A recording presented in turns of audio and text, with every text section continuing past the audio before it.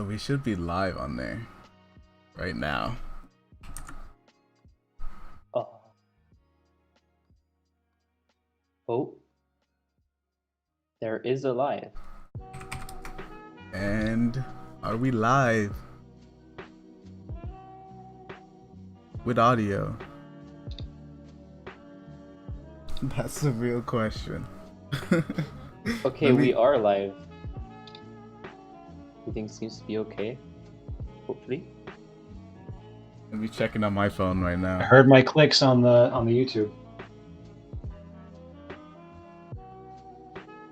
Checking on my phone right now. I heard my clicks on the. Oh bloody hell! Yeah, it's working. We are live. Yes, let's go. I'm not changing this screen at all for more problems to happen. We're sticking. Nobody better drop this call. I don't want to come back here. We are finally live.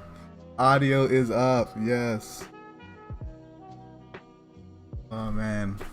Pega's in the chat. No, wait, this is not Twitch. Oh man, I am so happy that we've got that figured out. Yes. I wonder if we should wait for the people in the Facebook to come back. But I mean, I think we've wasted enough time. Is Mitch, your mic still working over there? Yep. Hello. Testing. Hey, okay. Great. All right, let's introduce ourselves. Up in the top right corner of your screen, we got Jeremy. You can introduce yourself and your Instagram. Hello. My name is Jeremy. My Instagram is, well, as Simon would like to call it, just a bunch of letters. Yeah. It's Xjlgdc _ on Instagram. So yep, I've been slinging for 3 years now. That's about it. And you are a member of the Begleri Tricks team, yes. And we're here to grill. Oh, yes. Obviously. Musclebones. It's his first time chatting just, normally on online, I guess. I mean, you did the tutorials and you did do a couple of live streams back in the day, right? Yeah, plenty of live streams. Yeah. So I guess you should introduce yourself. What would you say to introduce yourself, Mitch? What's up? My name is Mitch. I go by Musclebones on Instagram. I have a YouTube channel that sees maybe average one upload a year at this point. And my Instagram history is rivaling that, about one post a year at this point. Very active in the Discord and Instagram DMs, I would think. Maybe not very active in Discord, but yeah. Yeah, like to flip beads. Definitely have to get a shout out to the Discord. If you guys are not in the Begleri Discord, I mean, you're missing out. Honestly, we should share the link again into the Begleri Discord. But, we'll get to that. Somebody will, One of you guys send that to the Begleri Discord. Yeah, but the Begleri Discord, definitely everybody should join up. If you want to chat to the community, there's the Begleri Discord and the Facebook, which are the most popular. And then, I guess the little exclusive Instagram groups. You can't tell people to join that though. Sling more. Is it at max capacity? I think the Instagram chat it is. It's limited to 30 something people. Yes, it is. And there used to be a WhatsApp group for Begleri, and that died out. Oh, I didn't know that. Oh yeah, the WhatsApp. I forgot about that. You apply excessive force. I control that force through fluid motion. That was fun. A lot of heated discussions back then in the WhatsApp. I'm getting an error message on the stream health. Keyframe frequency of 4 seconds or less. Oh no. I hope that doesn't mean that it's taking me down. It looks like we're still up. It's just giving me an error. Well, we definitely are still up. So. Yeah. I mean, what am I gonna do about that? As long as they're still up, then I'm fine. Keyframe error, whatever. If the error doesn't take us down, then I'm just going to ignore it. There used to be a Snapchat group as well. Yeah. Snapchat. Oh my god. The Snap group was great. Do you see now? I never looked at it, but yeah, it was great because Peyton was super active in it, The right? Snap group was Peyton and Colton's like laboratory to test out all their crazy tech when they were really pushing forward.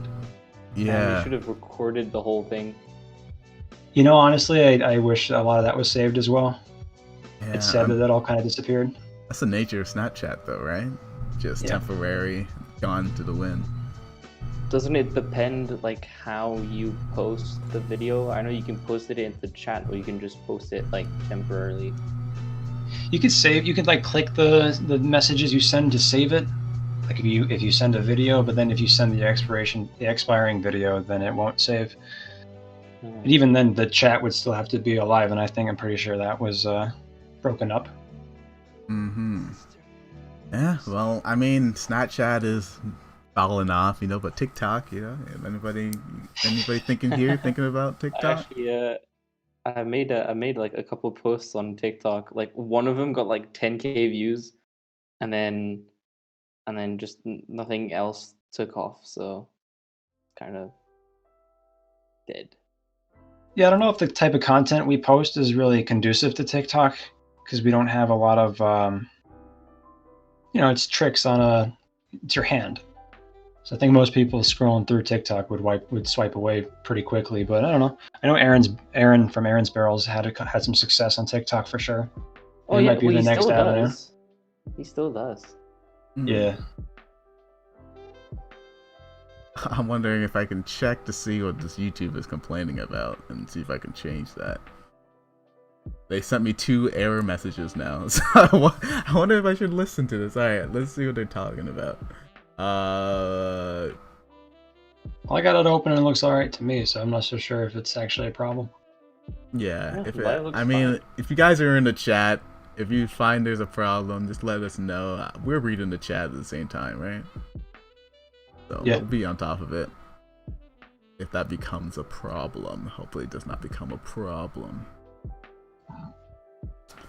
Yeah. Alright, so people on the Facebook have not come back, so let's just jump straight into it.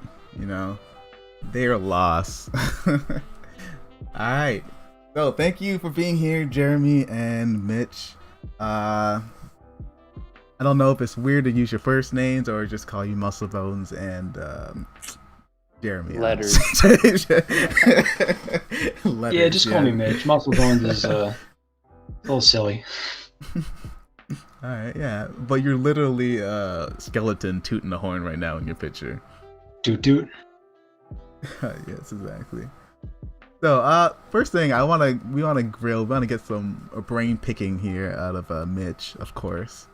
He doesn't think very highly of himself, but I think pretty much most of the community would agree that you, Musclebones, Mitch, are one of the OGs of Begleri, and you have one of the biggest influences across the board, mostly because of your tutorials and your just smooth style. That's very iconic. Plus, you had the first viral Instagram videos. Yes. Yeah. So you are pretty much all over the place. Despite how humble you like to make yourself appear. So I guess let's jump all the way back, with the classic question of why, when, and with what Begleri did you start with? Well, sure. Yeah, so back in 2016, I found myself, I was playing too many video games. So I actually made like a commitment to myself to give up video games completely. And in an effort to find something to fill the time, I started kind of digging into like alternative hobbies. I was looking into like lock picking and actually that's how I found bally flipping. I was flipping a trainer a little bit, and I liked flipping a lot. That was really exciting for me. It was so much fun to have something small, because I'd grown up as skateboarding and riding BMX and stuff like that, kind of extreme sports where you do tricks. So with the bally flipping, I kind of felt like I could get something like skateboarding in my hands, and that was just super exciting. But Are you still good at Bally? no. No, I flipped belly for maybe a month before I started realizing that like I needed a little bit. Well, at the time, the squid trainer was really not a common item to come across. So getting a good trainer was a heavy investment of Yeah, money. that's so true. You And really do need a good trainer. yeah, and in New York, I live in New York. In New York, it's legal to have a belly, but you can't carry it. And there are a couple websites that just wouldn't even ship a trainer to my house, which was kind of funny. I actually got into an argument with Blade HQ's customer support over email, telling him that you can send it to me, but they wouldn't. And then as far as live blades go, I mean, I really wanted to flip live. I really have a lot of respect for people who flip live, and I'm still impressed when I see that. So to me, kind of like a personal reason, I wanted to either flip live or not flip at all. I don't have that same opinion anymore, but at the time I did. Flip And live then, or not at all. Wow. Yeah, and I wanted to do it right, and I don't know what the Valley community's opinion on it is now, but I fell victim to peer pressure. Everybody was saying, you should flip live, and actually I did get a live blade at a knife shop near my house, and on my first opener I sliced my pinky open. And at that point I said, all right, not for me. Whoa. I mean, wait, Yeah. when you say community, like, was there like boards or something you were talking on? Reddit. Yeah, Reddit. The Oh. Battle Song flipping Reddit was the first one I got involved in. I wasn't on Instagram at all at this time. Just Wow. YouTube and Reddit, which I was following on YouTube. I was watching a lot of Assassin Flan and Nardath. Ass flip. Yeah. Yeah. And so those guys on Nardath, that's his name, right? Nardath, I'm not saying that wrong.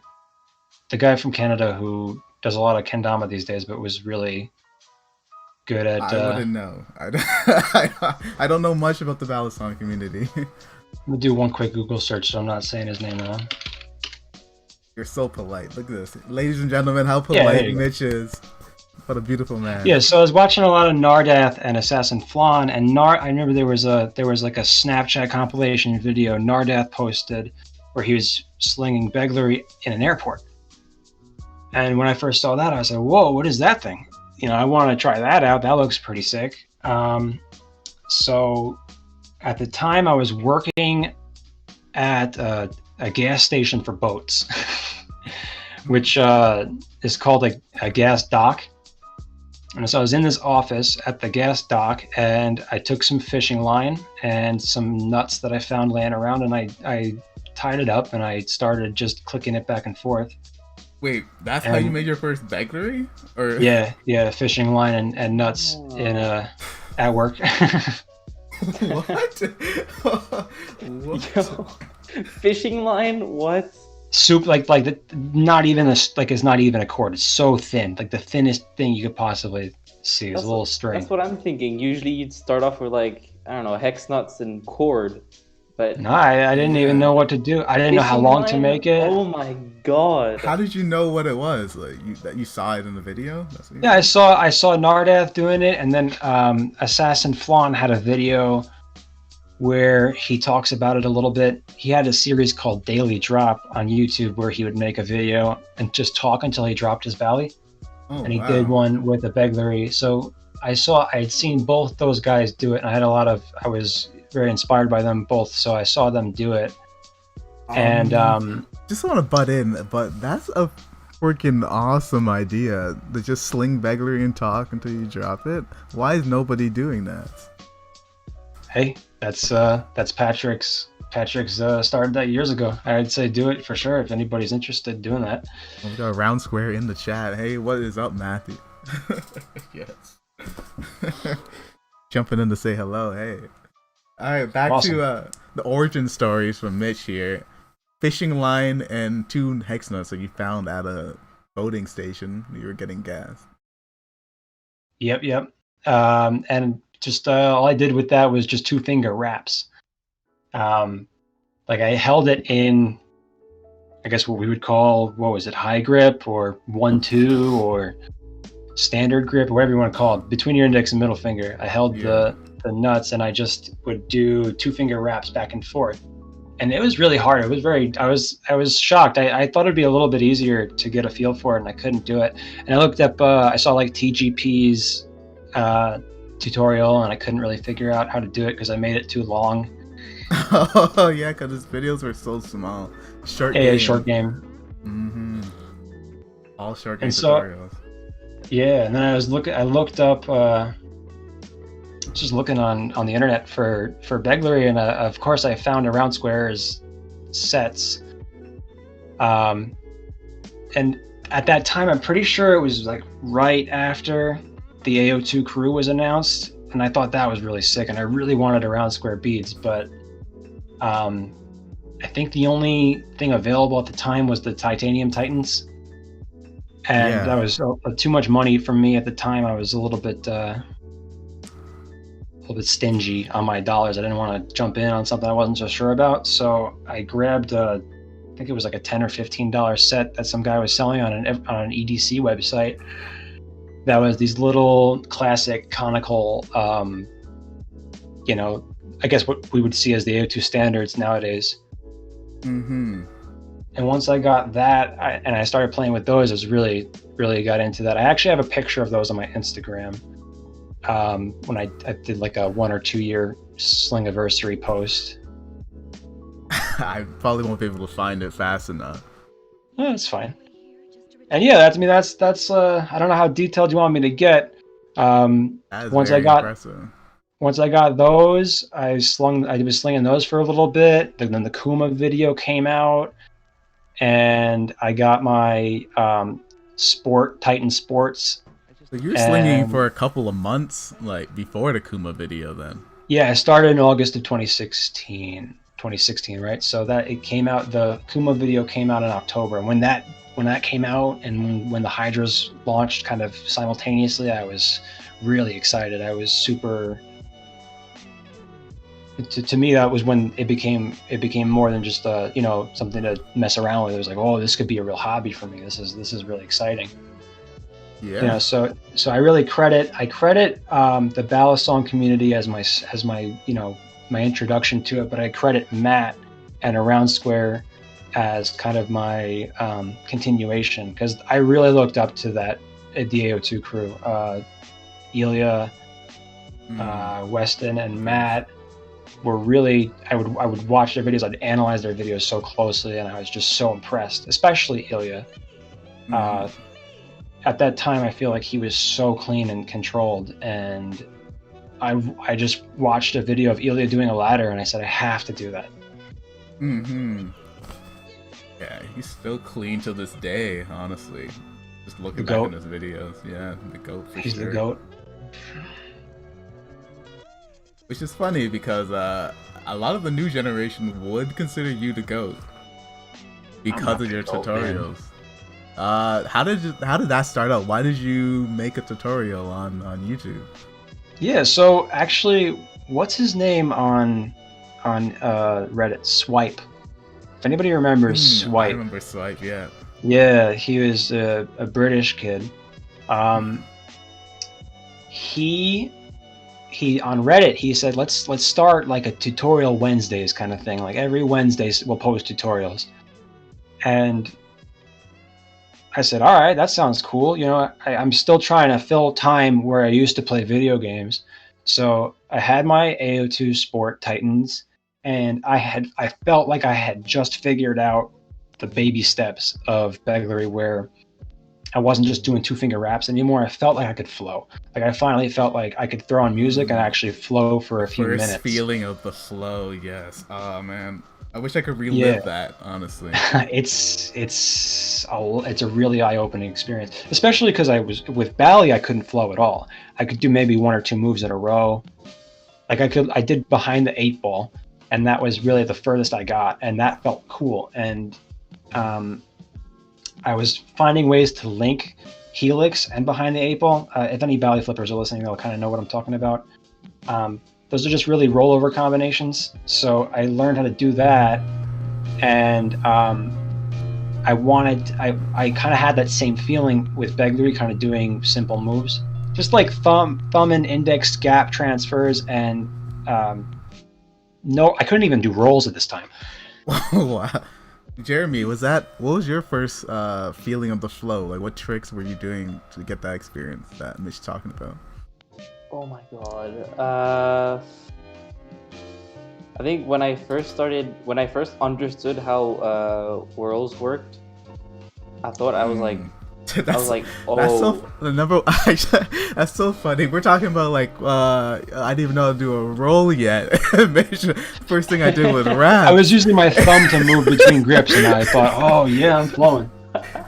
Jeremy jumps on like, yeah, whirls are the first flow. Like, what? Whirls? Listen, we'll get to whirls, but whirls are months and months after what I'm talking about. Yeah, that's incredible. I'm 2 years late to the party at this point, so. That's incredible, honestly. Well, I was always impressed with how fast Jeremy got good, because I remember following him when he was just kind of starting out, and he got to like everybody's level in what I felt like, I don't even know, a few weeks, a few months. It was huge.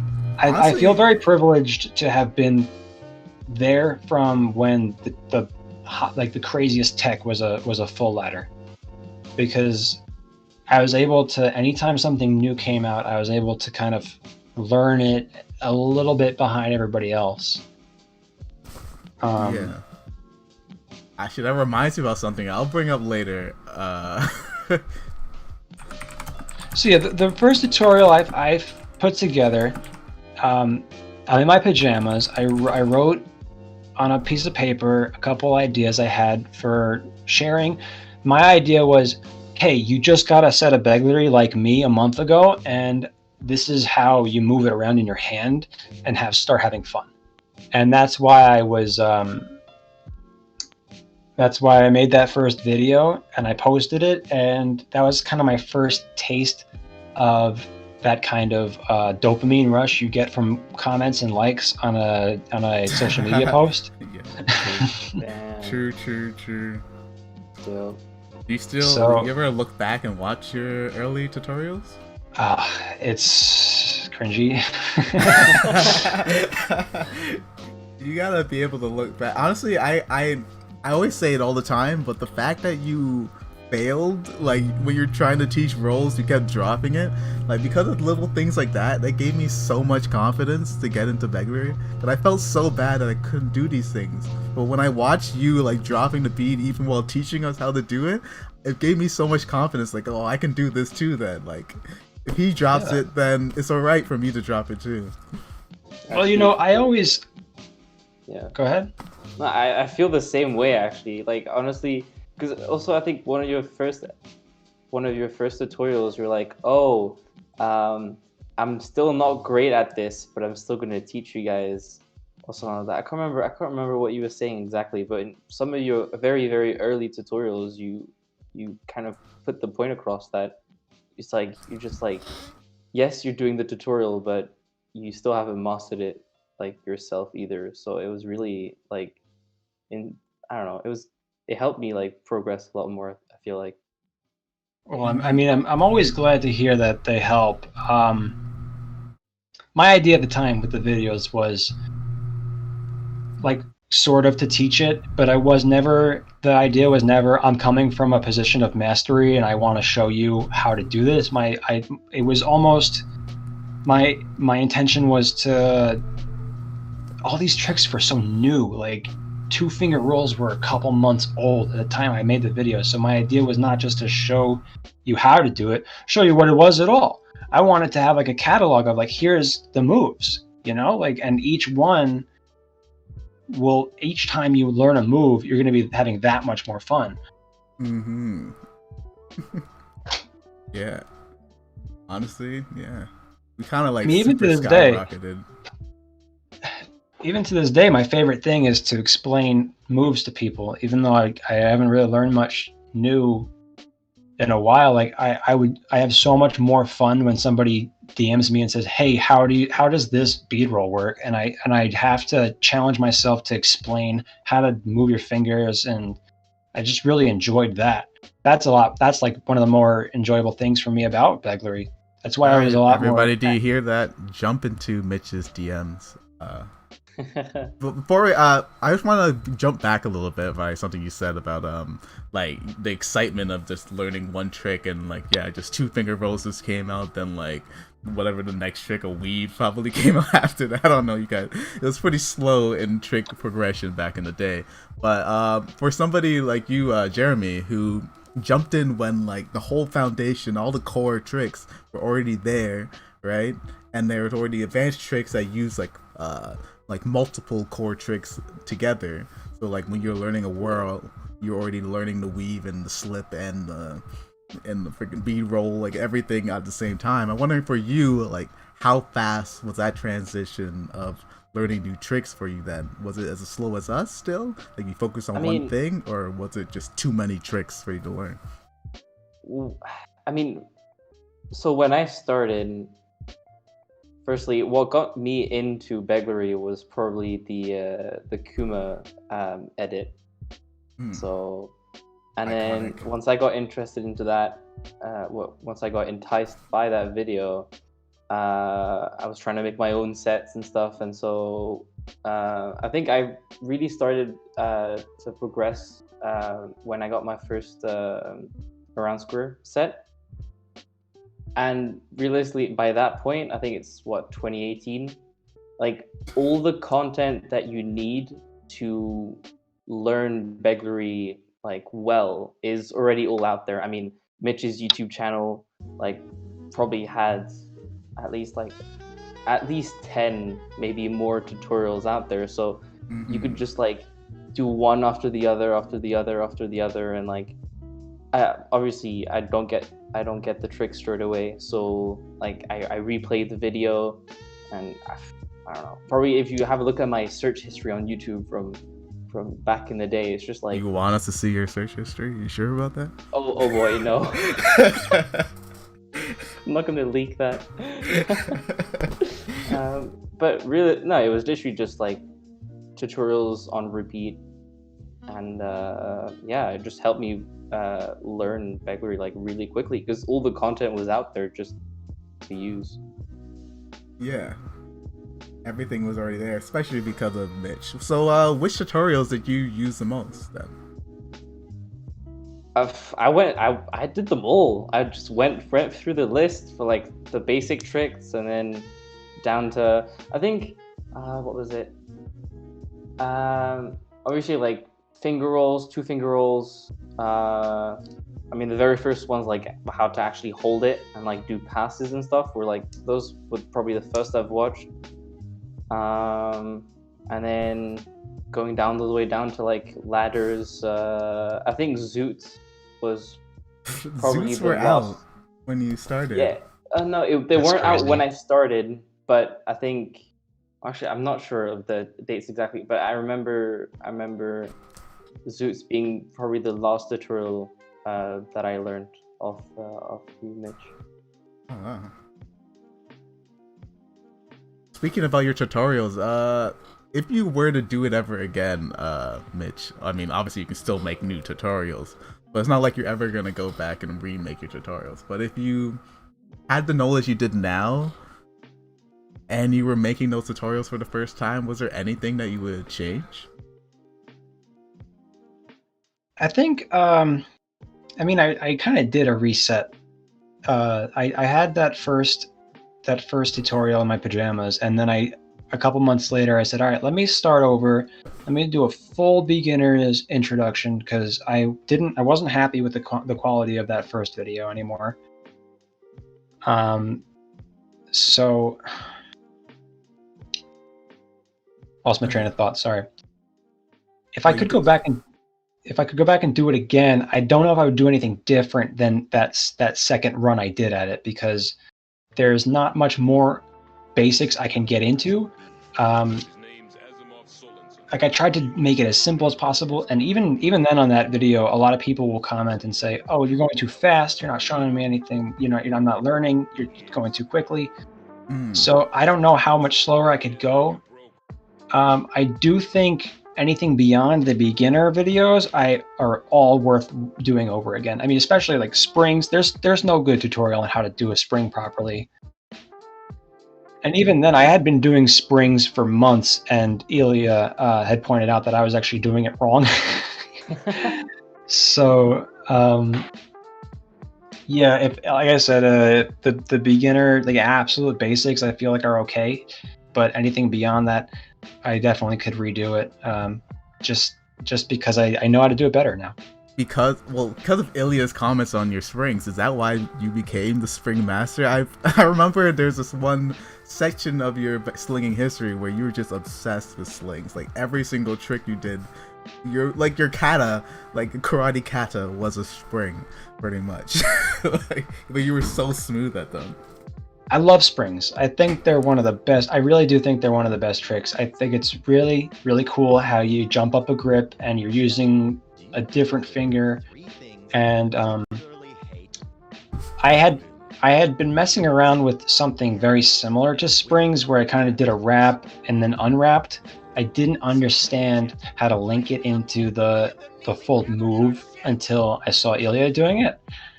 And then I kind of figured out a version of it, but what Ilya pointed out to me is there's a kind of a flicking motion you do to shoot the beads out. Is what he actually was on WhatsApp that he told me this. He said, "Hey, you're not doing it totally right," and he sent me these slow-mo videos where you flick momentum into the beads, and I just drilled it trying to get it how he showed me. So yeah, I mean.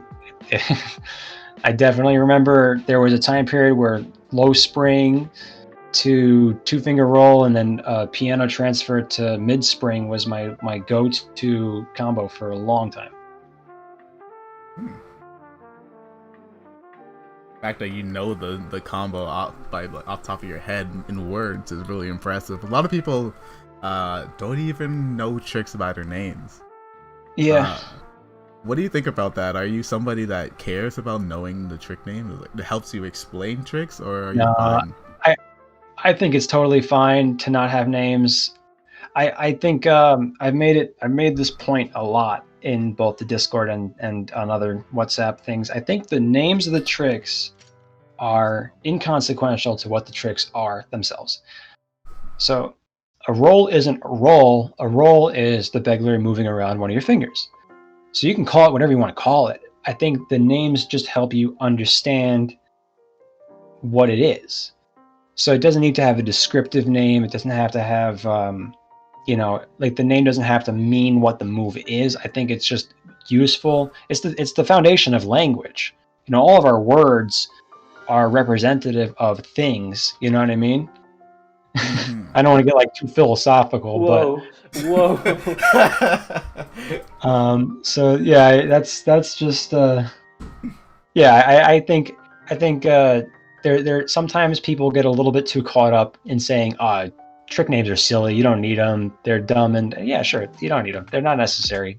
The tricks are the tricks, but the names help you. So in situations like this where I just am a picture of a Doot skeleton, I can say a series of moves and you can more or less understand what I'm talking about. Do you agree with that sentiment, Jeremy? Your mind's a little bit put on definitely. There. I mean, realistically, like half the tricks that I came up with, I still don't know what to call them because of just how dumb they are sometimes, and I don't particularly mind them not having any names. It's just a trick. I could probably explain how to do it, but it wouldn't really change the fact if it had a name or not. So I totally agree with Mitch. Well, how does it feel to be considered one of the OGs of Begleri, Mitch? I think it's too high of praise, honestly. I mean, to me, I still look up to and admire the AO2 crew, the original 6, so heavily. When I first started an Instagram and Ilya followed me, I was starstruck. It wasn't oh hey cool, this guy who does what I do followed me. It as big as if some major celebrity followed me. So I still kind of see myself in that position. I don't feel like I arrived at some sort of skill level that made me comparable to anybody. You know, I always and still do. If I go back and watch one of Ilya's videos, I see it as I don't see myself in the same tier. You know, I'm. Damn. Yes, you're too humble. Yeah. I don't know. I don't see myself as an OG. I guess I see myself as maybe a second wave guy. Yeah, what would you What am I label then? yourself? Yeah, Jeremy. Before Mitch answers that, what would you label yourself? Oh God. Actually, no. Let's just hear Mitch. What would you say Jeremy is like if you were like, like just label him? What's a good word? Prodigy. I mean, Wow. I don't know how long he was slinging before he made an Instagram, but I just continually was impressed by his growth, and even now, like, you're on a different level, man. Like, you with the quote unquote anti-flow, I call it beatistry. Like, you're doing cardistry with beats. That's so. If you understand what I mean by when I say cardistry with beats, like you're doing these raps and tech combos, and a lot of them are too abstract for me to even understand. It's like, what are you even doing? But I find you're on a different level. I see you, I see Kitro, Noi, AW,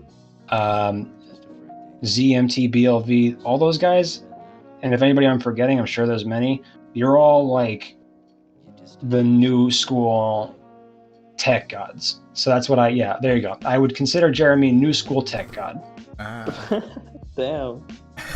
Well, thank you. Do you see yourself like that? Honestly, I'm just having fun. Like, if I find something interesting, something maybe new, I'm just like, all right, well, this is cool. I'm gonna record it and show it to people. But I definitely agree with new school, but tech god, I don't know. I can see it. I would call you a tech god. That's actually a good wording for it. You know, because how many prodigies can there be? You know, the first OG prodigies with the Colton and Peyton, you know, legacy, that era. You know? There are very few people out there who have created their own style of slinging, and Jeremy's one of them. So that's why I have no problem with the word tech god. That is so true. You did pretty much, you pretty much single-handedly led the, I don't know the word I'm looking for, but you led, what's that style called? Freaking anti-flow? I think a lot of people call it anti-flow. I enjoy calling it beatistry because it's very similar to cardistry. Kind of in the I really like that name, actually. Pretty cool. Yeah. Damn. I mean, even like, how could I forget Flip Bagels? Oh my god. Yeah, Flip Yes, Bagels giving you praise in the chat right now. Lucas. Yeah. So Flip Bagels is another great example of the beatistry. Like, all of his two-handed tech is very, I feel like a very cardistry feeling. Okay. Oh, well, what do you consider is your best tutorial? My best tutorial? Yeah, can you talked about you would go back and change a lot, but what would you consider your best one that you're most proud of? Well, if that's the same, of course. I'm gonna pull up my channel really quick and look at my videos. My best tutorial. I think a lot of people, I think I'm really happy with how the Whirls and Anti-Springs video came out. That was my favorite. Obviously, I made the video on that video. I was looking back and I remember I was pretty new on Instagram still, and I saw Ilya do a whirl, and my mind just exploded because at the time, nobody was doing anything like it. And I think today we take worlds for granted. I mean, it looks like the set is just melting through your fingers, and especially because the way Ilya was doing it, he figured it out, and then not only did he figure it out, he perfected it. So it was just utterly beautiful. And when I figured it out, I felt so excited. I had to make a video on it. I DM'd Ilya and I was like, hey man, I really would love to, what is this move called? I'd really love to make a video on it. And he said, yeah, it's called Whirls, and go for it. So once I made that video, everybody in the Discord and on Instagram, nobody knew how to do it. And then once I made that video, I saw a lot of people getting it. So I was very excited by how that turned out. I was very happy that one of my videos could directly help at least a few people really get a feel for a move that I felt was so foundational and fun. Mm-hmm. Yeah, would agree, and it is the best tutorial on Worlds. Did anybody else make a tutorial on Worlds? I guess Jeremy, you would know, right? Were there tutorials on Worlds? I mean, realistically, I've done a couple tutorials on like some tricks that I invented, which could be considered like in the world category. Mm-hmm. But a tutorial on like the basic Worlds, nah. I mean, that's probably the only one to my knowledge. Yeah, it is. Yeah, definitely would mark that as their best tutorial. I actually loved that tutorial. I mean, and your filming style was just great the whole time. I mean, I guess a lot of people don't know how you film your videos, Mitch. So why don't you tell them? I wish I could show people in person. It's not any secret technique. It's literally just I take my left hand and I hold my phone, and I kind of move my head over and check and see, okay, is my hand going to be in frame? And then I say, okay, it looks all right, and then I just go for it. And I don't film. I don't look through the camera when I film. I know a lot of people do that. I can't handle the latency there. There's I do that. Yeah, I don't know how you guys do that because there's like a very tiny delay between what's being recorded and what's happening. So even if I don't see it, I feel like I can't do the moves that I do when I film. How are you so confident you're in frame? That's what I need to know. How are you so confident? I'm not confident. No. It's pure hope. There have been so many videos where I get a combo, I say yes, and I look and there it's my arm, or there's my feet. The tutorials were a little bit easier to film because I would film horizontally, and so I had more to work with. And at the time, I mean, I did a lot of jerry-rigging different kind of tripod setups, and that never really worked. The only videos on my YouTube that are filmed with a tripod are the most recent two, the drop whirls and backlashes. You upgraded your setup and then you stopped making the videos. Oh yeah. Oh, good timing. Alright, I need to ask you this question. What would you... this is for both of you, honestly. But what would you guys want more out of the Begleri community itself? Currently or in the past? Both. What do you want more of? But yeah, I guess currently would make more sense. Yeah, what would you want more out of the Begleri community? I don't know. Clearly it's not as active as it once was, and I think that's just a testament to its age. You know, we're at a point where tech is not as easy to come by, so the gold rush, so to speak, is not exactly here anymore. So what I want more of, I get very excited when you get a new guy in the Discord. And they come and they say, "Oh, whoa, what is this thing?" And you show them a couple moves and you see them growing. I love that. So I'd love to see more new faces. I guess the more the merrier. And it's hard to get people to get past that initial hump.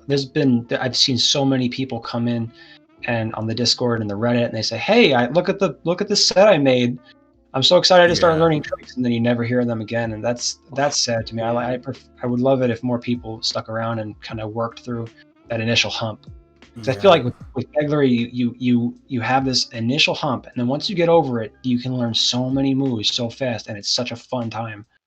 And I kind of get secondhand enjoyment out of seeing people do that. Like a proud father, truly, perfectly said by an OG. What would you say, Jeremy? I mean, it's hard to say. It kind of joins the same idea as what Mitch just said, but if we have more people in the community, one thing that I would really want to do one day, and hopefully I'm going to do it this summer, is Begleri, like a meetup.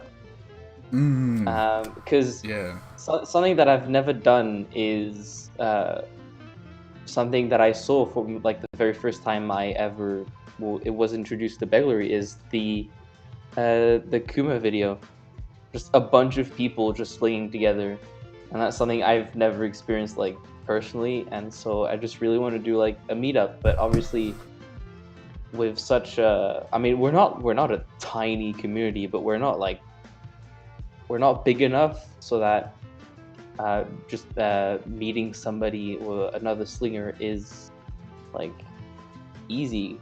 So I think I know true, me and, but also at the same time that's not true. Like I feel like whenever I go to the yo-yo meets, there's always a lot of slingers, but none of them have an online presence, which is really weird to me. Okay. But it happens. I feel like meetups would actually be successful, but nobody really has a plan.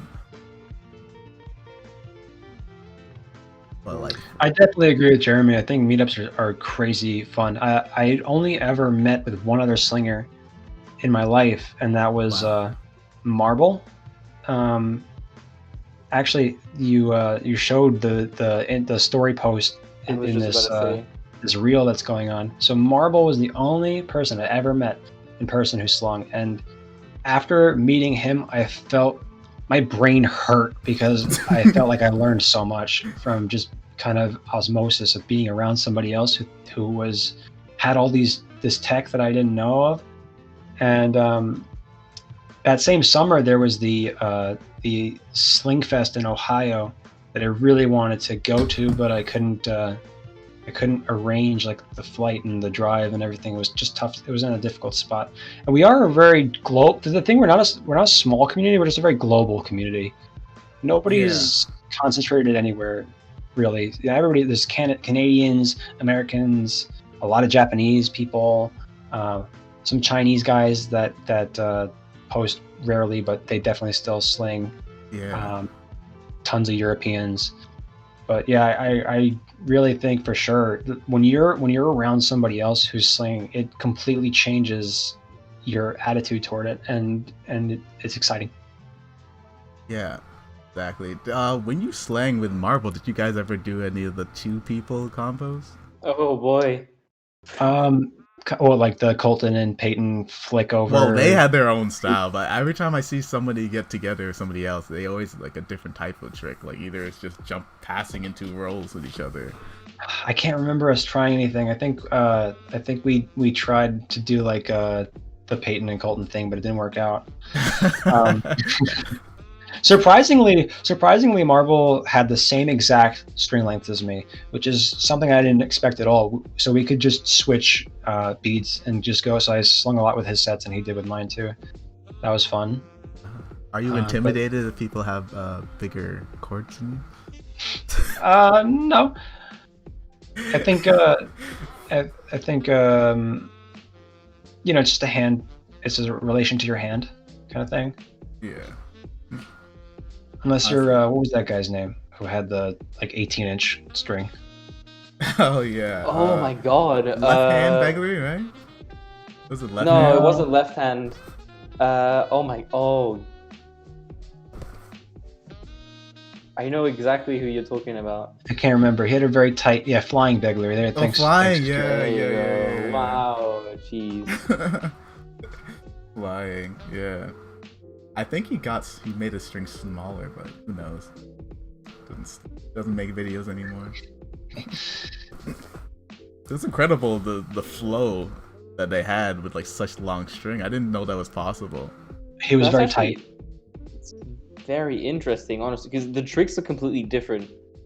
Like realistically, I've got no idea if I'm like even capable of doing that if my string was that long. Like You he had could. like a completely different library of tricks that he had. You definitely could. There's a lot of foundational moves that translate. I tried it once. So things like whirls and bead rolls you can do at any length, whether you're a short game or super long game like that. Mhm. And then what it actually becomes is the amount of so when you do a roll over your finger with a regular long game set that's like about 6 inches or whatever, the beads flip over your fingers twice. And when you do a 2-finger roll, the beads kind of just switch. They flip over once. And if you have a really long set, if you kind of double the length, you can a 2-finger roll actually is mechanically the same as a 1-finger roll with a shorter set. So it kind of lands in the same way, it rolls the same way. So it's actually really fun to experiment with that. I don't love it because it's very slow. Like it takes a lot more time to spin around.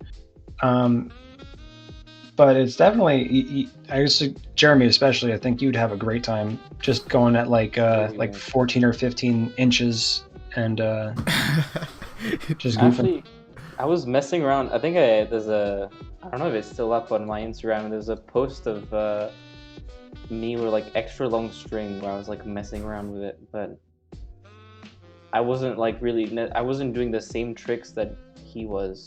Yeah, I think I remember those videos you posted. I think that was too long almost because you can no longer you're doing a lot of two-handed moves. Yeah, it's true. The string was way too long for one-handed, but. Yeah, But there is looking forward to you doing spider webs with the cord. Your anti-flow. What were you going to say, Mitch? There was a what? There's like I saw Noi actually writing in the chat about short game not being as much depth as long game. And I don't know if that's entirely true. There's different ranges of lengths that kind of work out for different styles. So you got the short game that's like 3 to 5 inches, and you got the long game that's like 6 to 7 inches, depending on your hand. And then the super long game is like 9 to 12 inches. And each of those lengths, there's actually a lot of moves that translate between them. Anything longer than that, you start getting into like Astor Jack's Monkey Knuckles style moves. Yeah. Well, like you've got Lucas, which treats short game as just a normal set. So Yeah. Is it because he has small hands though? Nobody has tested this. I don't know. This theory. Well, the way I would classify that's Flip Bagels, right?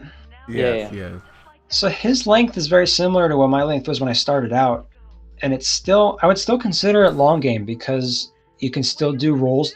I kind of classify it by rolls. When you have short game, a roll only goes over your finger once. Kind of like a single finger roll has the mechanical similarity to a 2-finger roll in long game. Yeah. So since he can do rolls that are still 2 fingers, it's still long game. It's just on the way short end. Like if he went any shorter, most of his tricks wouldn't work anymore, which is super impressive how tight you have to be. Yeah. It produces a really tight style, but it demands a lot. So in a way, I think Flip is actually even better than most people understand. I totally agree with that. I totally agree. Yeah. Speaking about different Begleri styles, what are you guys' opinions on the old school traditional Greek style slinging? A lot of clacking and tension tricks. I honestly think they're fun. I remember when was it? I think it was 2 years ago now. I was on a trip on holiday in Greece, and funnily enough, I actually saw like a random guy just slinging in the street, and he was just doing doing back and forths, just like that, and just a bunch of tension tricks. And I do understand, like when I saw that, I understood why why it has why people have such an interest in it, like in the day-to-day life, because it's very simple. You just do like back and forth tension. I don't know. I don't know if I'd consider it like an actual like trick or like style. It's just he's purely using it as like a fidget toy. So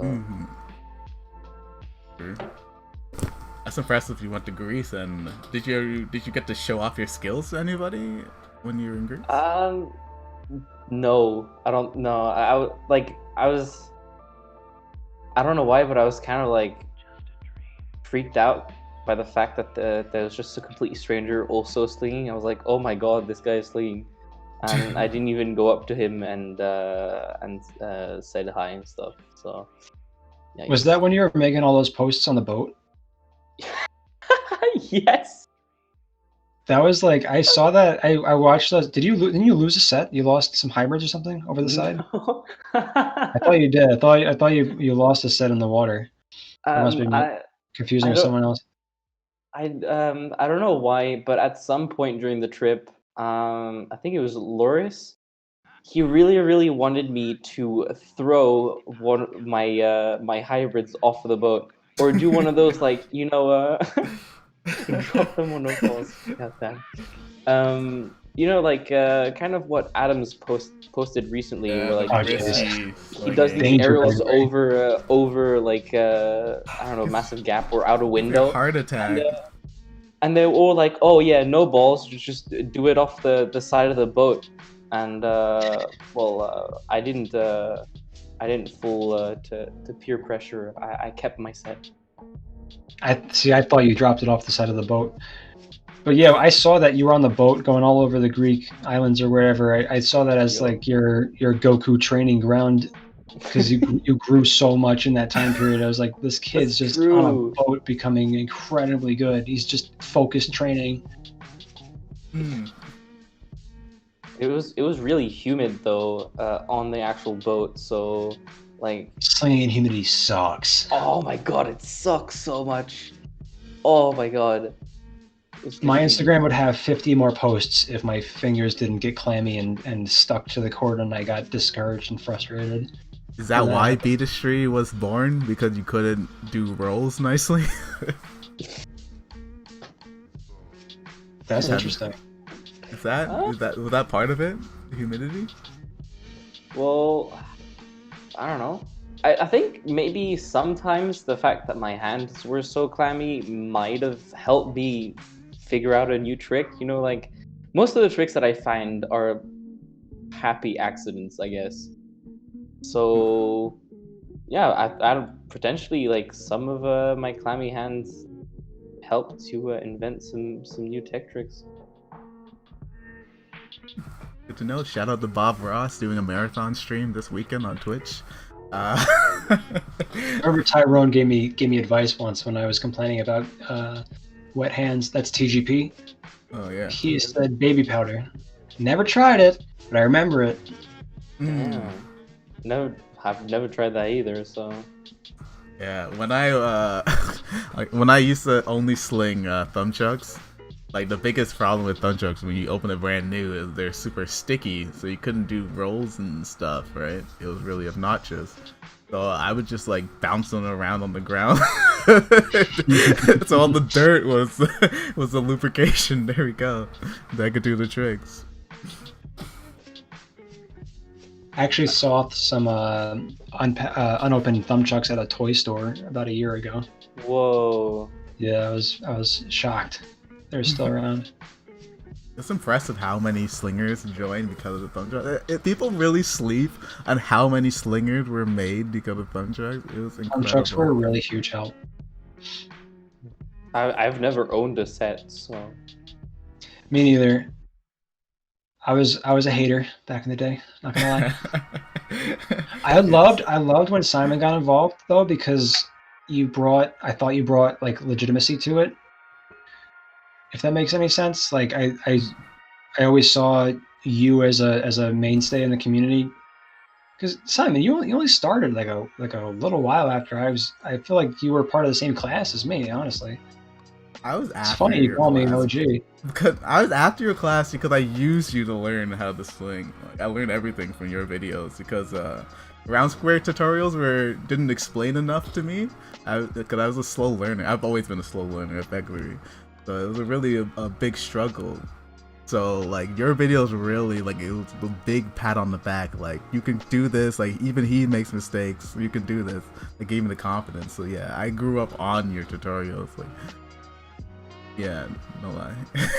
Every single one of your tutorials was like, I need to do this, and that's why I made the videos too. Number one, I wanted to like, yeah, give legitimacy to thumb trucks, and also it's just like your tutorials were like, oh my, we're just so good, so down to earth. That like I need to show people like what I experienced while learning this because like it's the enjoyment you feel like it's like a once in a lifetime thing. Like when I first felt the butter smooth whirls, I was like, I was jumping. That was not like I wasn't playing up for the camera. I literally was that excited when I felt how smoothly a whirl just slid up to the top of my fingers. It felt so amazing. Yeah. I really needed to show people that. That's the best feeling. Incredible. All right, so. I guess we've talked a lot about Begleri, and we will go back into Begleri, but we need to, go up for air, as some people like to say, and talk about something a little bit casual. But besides Begleri, what other things do you like? Like hobbies, food, movies, music? Oh boy. What? Oh, jeez. Jeremy, you go first. Oh, well, it's skill toy related, but I'd say from like probably 2 months ago, I've gotten into battle song. Nice. And so I got myself a Squid Trainer V2.5, so I've been enjoying that. I made a post on my Instagram as well. My first edit. It was pretty fun. I don't know. Apart from that, I listen to a crap ton of music, like just way too much. What type of music? Sorry? What type of music do you listen to? Is it the same as your videos? Nah, just everything from like rap to rock to I don't know, K-pop to I don't know, just everything. You just whatever YouTube recommends to you, pretty much. Yeah, partly. I also yeah, I don't know. My dad's been in like he was like in a band when he was young, and so he's always like loved music and like he's always been like sharing like new musics to me to like listen to and stuff. I never picked up an instrument, sadly. I wish I would have. It's never too late.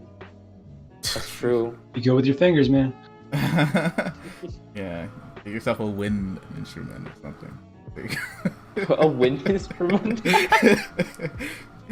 Well, that's the only instruments that you're actually doing this, right? Like, because guitar and stuff is different, and you'll mess up your fingers for slinging. So you need like a wind instrument, like a saxophone or something. Gotta think about your fingers for slinging. I feel like playing guitar would like cut you, mess you up. Yeah, it depends how hard you're training, like, because you could probably get like blisters on your fingers from like just like grinding out the like guitar. I know Mitch, you have a lot of hobbies, so what are you currently doing? Ah, geez, I have too many. So outside, I mean, going back to my roots, like quitting video games and trying to find something to fill that void was what got me into Begleri. And while Begleri was most of what I filmed and showed off, I had most of my success in. I mean, since that time, I just, my friends call me Million Hobby Mitch, or my one buddy called me Million Hobby Mitch, because every time he talks to me, I have a new hobby. So, I mean, yesterday it was yo-yo, today it's poi. Sometimes it's cardistry, all stuff that you can practice and like get better at, because I love the feeling of finding that dopamine rush that comes from having something you can't do, working hard at it, and getting it. And that actually works against me a lot, especially recently. I work a lot, and I have I got engaged, so I have a lot going on in my life that's outside of skill toys. So congratulations. Thank you. Yeah, congrats. Thank you so much. And I don't have as much time to dedicate to sitting and grinding, so my patience goes, and I actually end up getting angry a lot at my other hobbies. So trying to find a balance is difficult, and that may or may not contribute to why I don't post so much with Begs anymore too. But yeah, I mean, outside of that, as far as music, love all sorts of music. I'm one of those guys that listens to a couple genres on loop, mostly like rap and reggae, and reggae, man. Yeah, I love reggae. Makes sense. You are really chill. Yeah, so I mean, pretty much all my hobbies, they kind of come out of my attempt to avoid video games, which I do fall back into often. So, do you listen to music or watch movies or TV shows at the same time you're learning any skill toys? Yeah, I try to avoid doing that. I find it kind of overloads my senses, and I just get nowhere in either of them. But I've definitely tried to watch Friends and sling at the same time. And how about you, Jeremy? Do you multitask when you're learning? Well, I've definitely multitasked in the past, but I think I've learned my lesson from breaking one too many phone screens. Or wait, hold up! You actually broken a phone screen, or you just hit? Yeah, I've cracked like 2 phone screens, and I think I've chipped the left bottom corner of one of my like a crap laptop that I had back in the day. So yeah, that's kind of yikes. But I mean, I still do like, I don't know, watch like some kind of podcast and like just vibing with my set, or maybe like if I'm watching a film, I'm just like slinging and I'm not paying attention. But if I'm actually just like want to practice and chill, also probably one of the reasons why I've progressed quite fast is the fact that I would literally sit on my bed for like no joke 2 hours or more, like straight, just slinging and like trying to get like good and flow and like new tricks and really nothing else going on, just you, your brain, and the set of beads. No videos, reference, just no music. Maybe a little bit of music in the background, but sometimes just not even music, just full on just me in a set, like on a bed, usually for like at least 2 hours, like the massive just sessions of just practice, which I don't even know if I could do that anymore. Like, I don't know. Mitch, was it like that with you and your heater grill? I'm right next to that heater right now, actually. Yeah, for like, I used to sling probably an hour a day. Yeah, and it was just an accompaniment everywhere I went. So, when I was in college, I would go and I would whether I was early to class or not, I would sit in my car and sling for a while. And even now, I can identify with how Jeremy says you just fall into it, because if you catch yourself with a new idea or a new link or anything that links together, I don't even have time to think about putting on music or stopping or going and getting a drink. I just kind of zone into it, and it's consuming, and I might not even realize I haven't had music on for an hour. But that doesn't happen as often as it used to. Most of that'll happen before I go to bed. I try to sling a little bit before I go to bed every night, and sometimes it's a few moves, same old deal. Other times it's a full hour, and I'm up at 12:30, and I haven't even. My back hurts because I'm sitting weird on my bed. And I definitely, that happens for sure. Practice your sitting up straight at the same time, then. Tackle 2 stones at once. Straighten that bag. I've found myself in weird contortions sometimes trying to, because in these sessions sometimes I'll find something I really want to film too, and then I have to kind of sit in a way where I don't get my legs in frame, and Same. Oh my god. and then I'll have to stop and stretch. Why am I back all like this? What am I? How am I even sitting like this? It's goofy. You always record yourself when you sling? Never anymore, honestly. If I'm being totally honest, I've currently lost my passion for filming at the same time as slinging. I find it's taken away a lot of the fun in the past few months. So I just let the camera sit and I just sling. You know, sometimes that camera can confuse the intention behind what you're doing, and you know, that goes into the whole Instagram burnout, and a lot of this. I even see some of the top tier guys posting in the chat here saying, "Oh, I should post more. I should post more." I think that's a really dangerous mindset to have, because you don't want to burn yourself out. I think it's a universal mindset. What was that, Jeremy? Sorry for cutting you off. I don't know. It was something that I was gonna say. I think what he's trying to say is that if we want more content from him, we need a film crew following him. Yes. Honestly, I think that would make it a lot easier, but only if you forget the film crew is there, right? After a while, you start to forget that they're filming you, and then the beautiful tricks would come out. Yeah, or we just need like a secret, like a spy cam, just filming his every move. If I could just record the last 5 minutes of what my eyeballs are seeing, then yeah, we'd have a lot of cool content once in a while. But oh my God. Sometimes I wish I could do that, because I don't know if this happened to you guys, but it's actually still in the same subject. Sometimes I'm slinging whilst I'm like watching I don't know, a show like on TV, and I'm on the couch and I'm mindlessly slinging, and then at some point I realized that the move I just did was like something new, or like something really cool. But when I actually try to do it again, because I wasn't actually paying attention to the move I was doing, I lose it. I don't know if that's ever happened to you guys. Yeah, not so much with a move, but definitely with a combination where like a couple moves linked together and it felt really cool, and I was like, oh my god, whoa, that was really cool, felt cool and looked cool. What was that? And then I'll lose it and kind of follow a new trail. It's hard to remember sometimes, you know, what you just did 2 moves ago.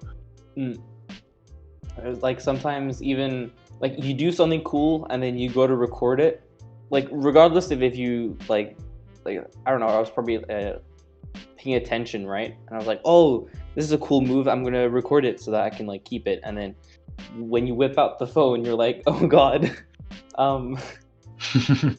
Yeah, I don't know. I think I've probably lost like at least like 10-ish tricks, like probably new tricks to that exact problem. 10 tricks out of your 100, yeah. Oh god, yeah. I've got quite a lot of tricks, so it's fine. It's just 10. Alright, so we went down into like a little bit of realism, you know. We've heard about Mitch's little breaks from the internet, and to be healthy, you know, you gotta, the dopamine from bowling videos, whatever, is not always good for you and whatnot. But let's go on to a similar topic. Is you've ever thought about quitting, Mitch? Have you ever thought about quitting? Yeah, oh yeah, a whole lot. I actually have to give credit to Alan from back in the day, Red Table Co. and Gary Jorgonley, and of course Matt, for keeping me going. There were a lot of points where I'm a very obsessive person. When I get into something, it consumes me totally, and sometimes to a very unhealthy degree. Actually, most of the time to a very unhealthy degree. So, you know, even going back to when I started, I wanted to quit after Single Grip Open 2016. What?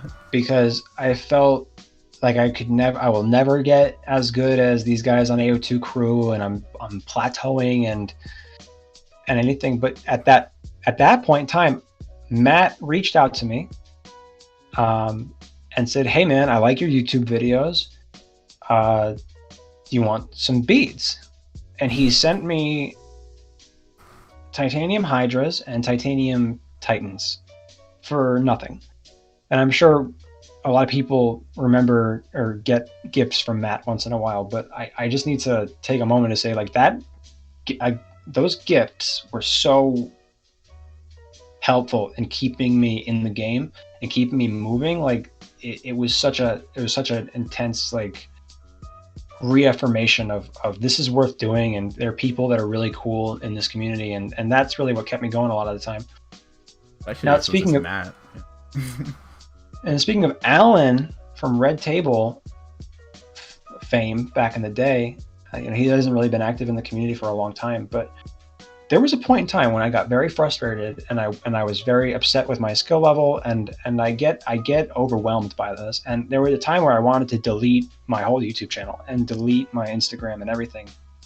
And it's pretty much single-handedly Alan telling me that I would be doing a big disservice to people in the future by doing that. And I just held off, and I didn't delete it, and I just deleted my apps off of my phone instead of deleting the actual content off of the internet. So yeah, I've thought a lot about quitting.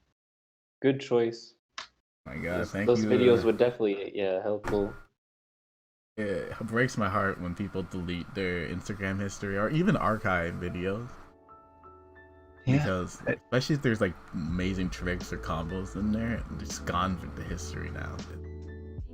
It's a weird psychological thing to have yourself on the internet, and you look back and you think, I don't really want that on there anymore. It's a footprint. Yep. We can take a... Well, actually, I'll ask Jeremy before we answer a question from the chat. Oh boy. Yeah, have you ever thought about quitting? No. Short answer, no.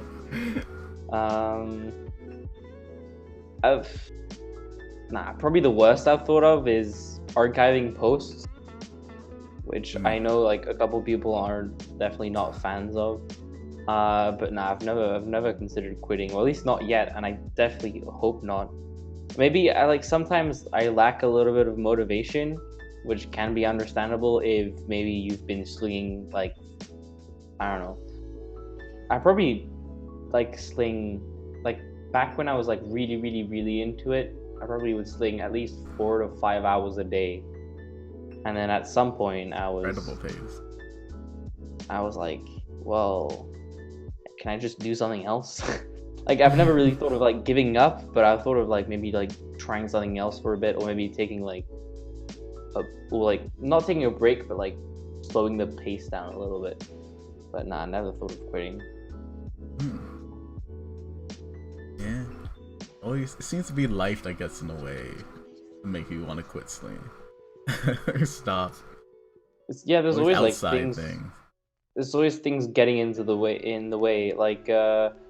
I know last year I was quite active on social media, posting quite a lot. Even sometimes I'd post back to back,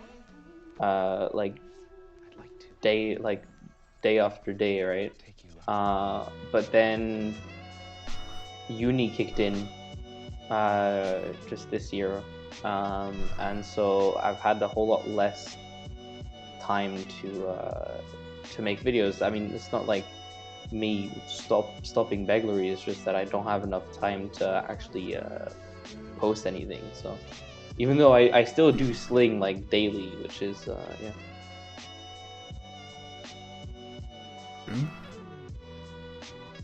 So what inspires you to keep slinging? Inspires me to keep slinging. Honestly, the community, and also just the tricks that I do, and because I always like I really once I find something interesting, I'm the kind of person that just really wants to show it to everybody. But as of late, I'm trying to like show it to people in like the best way I can, which is probably why I haven't been posting as much. But I mean, I still have like a couple things that like new tricks that nobody's seen yet that I want to post. But so I'm really motivated to make these videos and to continue slinging.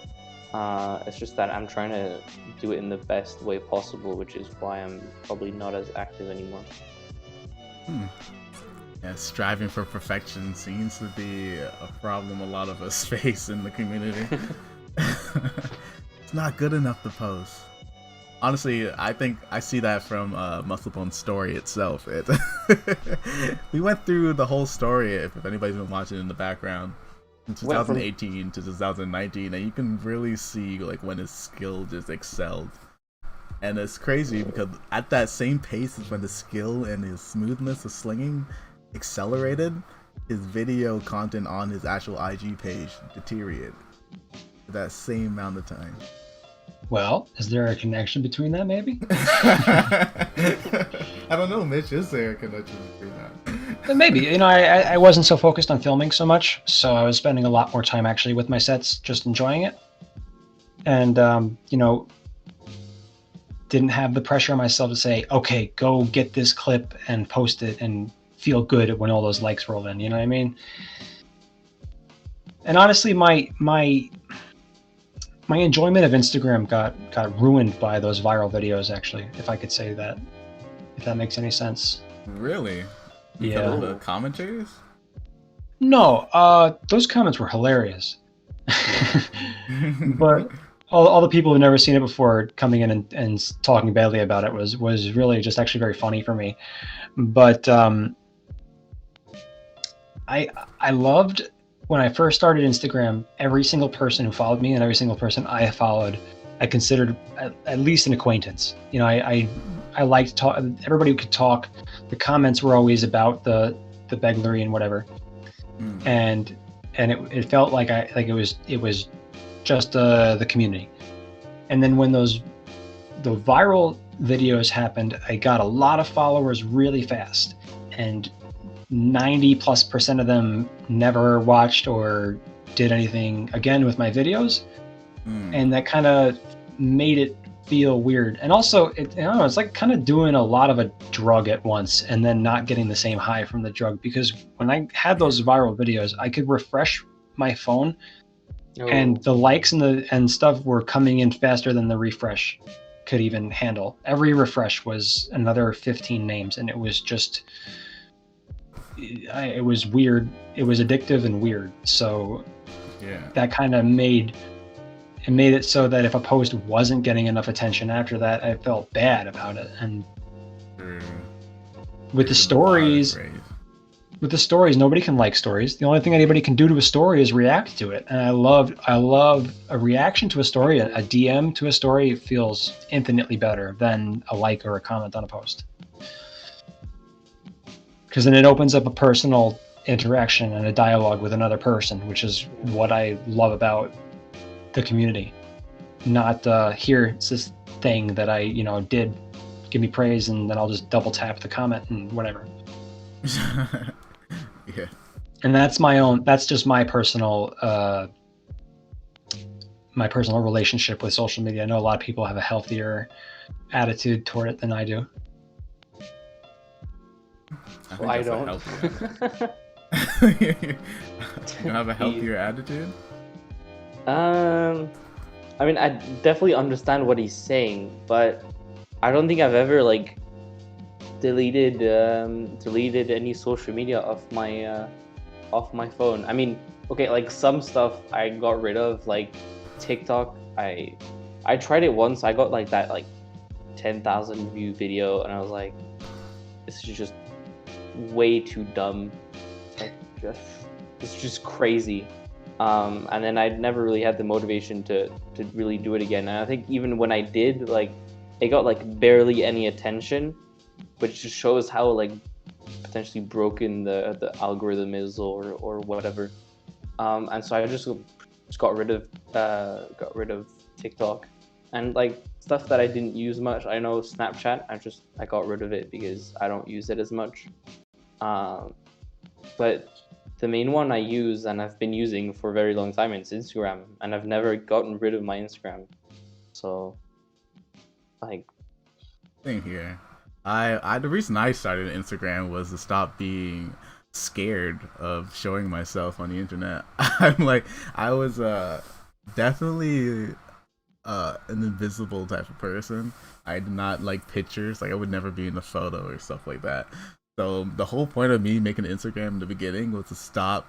Well, am I allowed to call myself a pussy? I'm doing it. Stop being a pussy. That was the entire reason why I made Instagram. I even posted like a picture with a shirt off. I'm just like, just as a challenge to myself to stop being freaking so scared of letting people see me.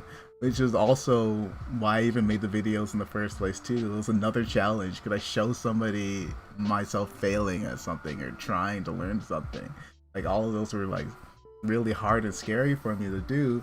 And now that like I'm way past that hub, I'm comfortable making videos, I'm comfortable being on camera, you know, I have no motivation to do it, it sucks, you know. You feel like, oh, you got all the skills now, you should like do it more. But now I don't make videos because because there's no real motivation for me to do it, except that like I make videos in order to try to find a way to give back to the community, which has given me so much. Like being accepted to the Begleri community was like one of the highlights of that moment in my life of like building my confidence, and like I was lucky. So yeah, I met all you guys. You were all really cool. So now it's like, what can I do to actually give back better than making videos? And well, I was working on this website, right? So hopefully I can help inspire a new generation of Begleri slingers. That's the goal, at least. The dream. That's the dream. I think the website's a great resource. Thank you. All right, and you helped a lot on the ladder. All right, so we kind of slid already through who the players that had a big influence on you, you know, and we know how much you guys practice every single day. You know, we gotten to know your origin stories, which are lovely. So something a bit more impractical, impractical question I can ask you is, if you were being attacked, which skill toy would you use to fight? Or which set of Begleri would you use as well?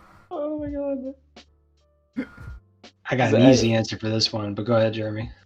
I mean, oh my god, like just like a specific set. Yeah, somebody's coming at you. What do you do? You have Begleri in your hand. Which set do you have? I gotta know whichever one I have on my person. But realistically, knowing myself, I always have like at least 4 sets on me. Like when I go to school, I have 1 in my pocket and like at least 2 in like a little bag that's in my school bag. So the possibilities are endless. I probably just whip all 4 of them out and just like start whipping it at that, I don't know, person. Plus, you're learning ballad song, right? So. Do you have a live you said which skill toy would you defend yourself with? So obviously, I'd whip out the ballad song, but like a specific set, I don't know. I don't own like those massive old school Titans, but if I did, I'd probably use those. They definitely do damage. How about you, Mitch? How would you take back your taggers?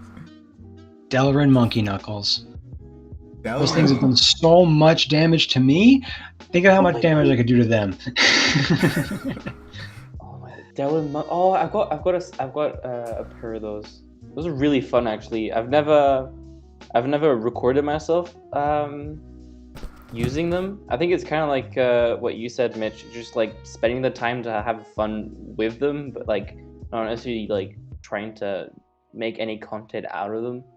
Very, very, very fun. Just, I went through like the whole around square tutorial playlist, which, in my opinion, like, I think I don't know if you guys are gonna agree with me, but I feel like the around square tutorial playlist, even for Begleri, it's amazing, but they don't like explain so much about like how to do the actual tricks. So I had quite a hard time with the monkey knuckles learning. Yeah, they're the very basics. they're very watch and learn. You know, Yeah. I find that the more time you spend with seal toys, the easier it is to become watch and learn, or able to learn from stuff like that. So monkey knuckles, I can do most of those tutorials that Matt put out, but only because I had spent so much time with other toys and kind of figuring that out on my own, that I'm able to follow his hand motions. You learn some tricks. You learn how to analyze where the placement of the body is at certain points, rather than, when I first started Begleri, even just the idea of extending one finger and not this one was very difficult for me. So while I do agree that the tutorials aren't great at explaining the minute details, they're definitely good at showing you the move, and you can kind of figure it out. I totally agree, because like when I first got my the monkey knuckles, I was like, okay, cool. Now I've got 2 big beads and then 2 small beads. What the hell am I supposed to do with this? And so the fact that there were actually tutorials out there like showing like possible tricks that you could do was actually very, very useful, because like when you first get it, like you don't know what you're supposed to even do with the monkey knuckles. Yeah. You guys are making me want some monkey knuckles now. You don't have any? No, this is a round square advertisement now. You definitely gotta give it a shot. It's most people who pick them up, and they definitely, it's the same thing Jeremy experienced. Even if they watch tutorials, say, how do I get these to move like that? And anybody even listening and wondering about how to get it to do it, just continue messing with it. You will get a feel for it, and it's pretty fun. And they're definitely a weapon. I've never broken anything with my Begleri, except I've hurt my toes from dropping the middle of my foot, but I've never broken a screen or anything like that with my Begleri. But I have broken a coffee mug with my monkey knuckles. Whoa. I have banged my head several times, just full on, just whip to the face. I mean, not even a whip, just like it's like a full on hit. It really, really hurts. Just because I was like messing around with it, and then at some point, just like it comes up way too quick and just like bonk. Like, They bite you. Oh yeah, they do. They really. You know what? I was going to say, I don't want to do this with other people because this is what happened to me, but after people were chatting about hitting themselves in the sack with their Begleri sets, I managed to do it like 3 times that week. So I'm going to put that in your guys' heads now. Don't hit yourself in the sack with your Begleri set. It's not fun. Right in the balls. If you ever try poi, that's your first week of poi, is just sack tap after sack tap, and those things don't play around. Poi would be my second choice for weapon if monkey knuckles wasn't a thing. I was actually gonna say the fact that I got some monkey knuckles, it got me interested into getting some, what do you call it, like a pair of, or like a set of pois. Yeah, you call them a set. And I know I think it was Lucas was also very, was it Lucas? It was either Lucas. Yeah, Lucas was very interested in pois as well, and like I don't know if he got his in the end, but he was like, "Oh, I'm gonna get a set of pois. You should get one too. We're gonna learn it like together and stuff." Yeah, he got him. I actually told him where to get him. Nice. Yeah, I was still too broke at that point to buy my own. And you're at the perfect age to go to raves and just pick up somebody else's poi, That's the move. Poi is very challenging, but definitely pretty fun. It looks awesome. Actually, crazy. Mitch, super helpful. Oh yeah, we forgot to answer that question that American Outlaw asked in the chat. What is it again? Oh yeah, he was asking, what's your all-time favorite set? Oof. If you have one. I mean, Um, yeah, go ahead, Mitch. yeah, for me, easy answer would be Sigmas. I really find it's the Yeah. combination of all my favorite elements, and I just don't really pick up anything else these days. But it goes through cycles for sure. There was a time period where mini Titans were just above and beyond my favorite, and then during quarantine, the beginning of the pandemic, I absolutely fell in love with micro bosses. And those kind of changed the way I look at slinging, because the way the tiny beads that are stacked, the way they do butterflies, kind of opened up my style to that a lot more. So I'd say those three sets are my favorite: are mini Titans, micro bosses, and Sigmas. And I mean, it's frustrating that even saying that, because Hydras are also so incredibly fun and good. And Everyman. I mean, I just, again, a round square advertisement, but these beads are all fantastic. Yeah, I'd have to agree. Honestly, like, I don't really have a favorite set. Because I mean, also in terms of preference in weight, that's never really bothered me. Like, I could switch from a light set to a heavy set pretty easily. So I've never really had like a go-to set, but it's definitely like just a bunch of like phases, I guess. Like, I know the first like good round square set I had was some hybrids, some titanium hybrids, and I was using them like for months on end. And then I got hypes, mini hypes, and then I just used those like for like months on end as well. And then I don't know, it's just, I don't really have like a favorite set, but they're all like, they've all got their own feelings. And I don't have a favorite set, but I have a favorite shape, and the shape is Titans 100%. I have like 90% of my 90% of all my freaking beads are the bell shape of a Titan. Titans are the greatest shape ever. Fight me if you disagree. I agree completely that it's so. I wouldn't be Titans got me started. I wouldn't be as good as, I wouldn't have gotten as far as I got without starting out on Titans for sure. But I feel like the shape is so conducive to just fits your fingers perfectly, and they bounce off of each other very nicely. I mean, even still, like if you try to do clickbaits with anything else, it's a pain. Titans are perfect for that. you guys are gonna laugh at me, but my first ever set of Titans was Ice Titans from like not too long ago. Yeah, that's why I call you New School. For sure. I was gonna say, yeah, it's completely different. Alright, It's so funny too.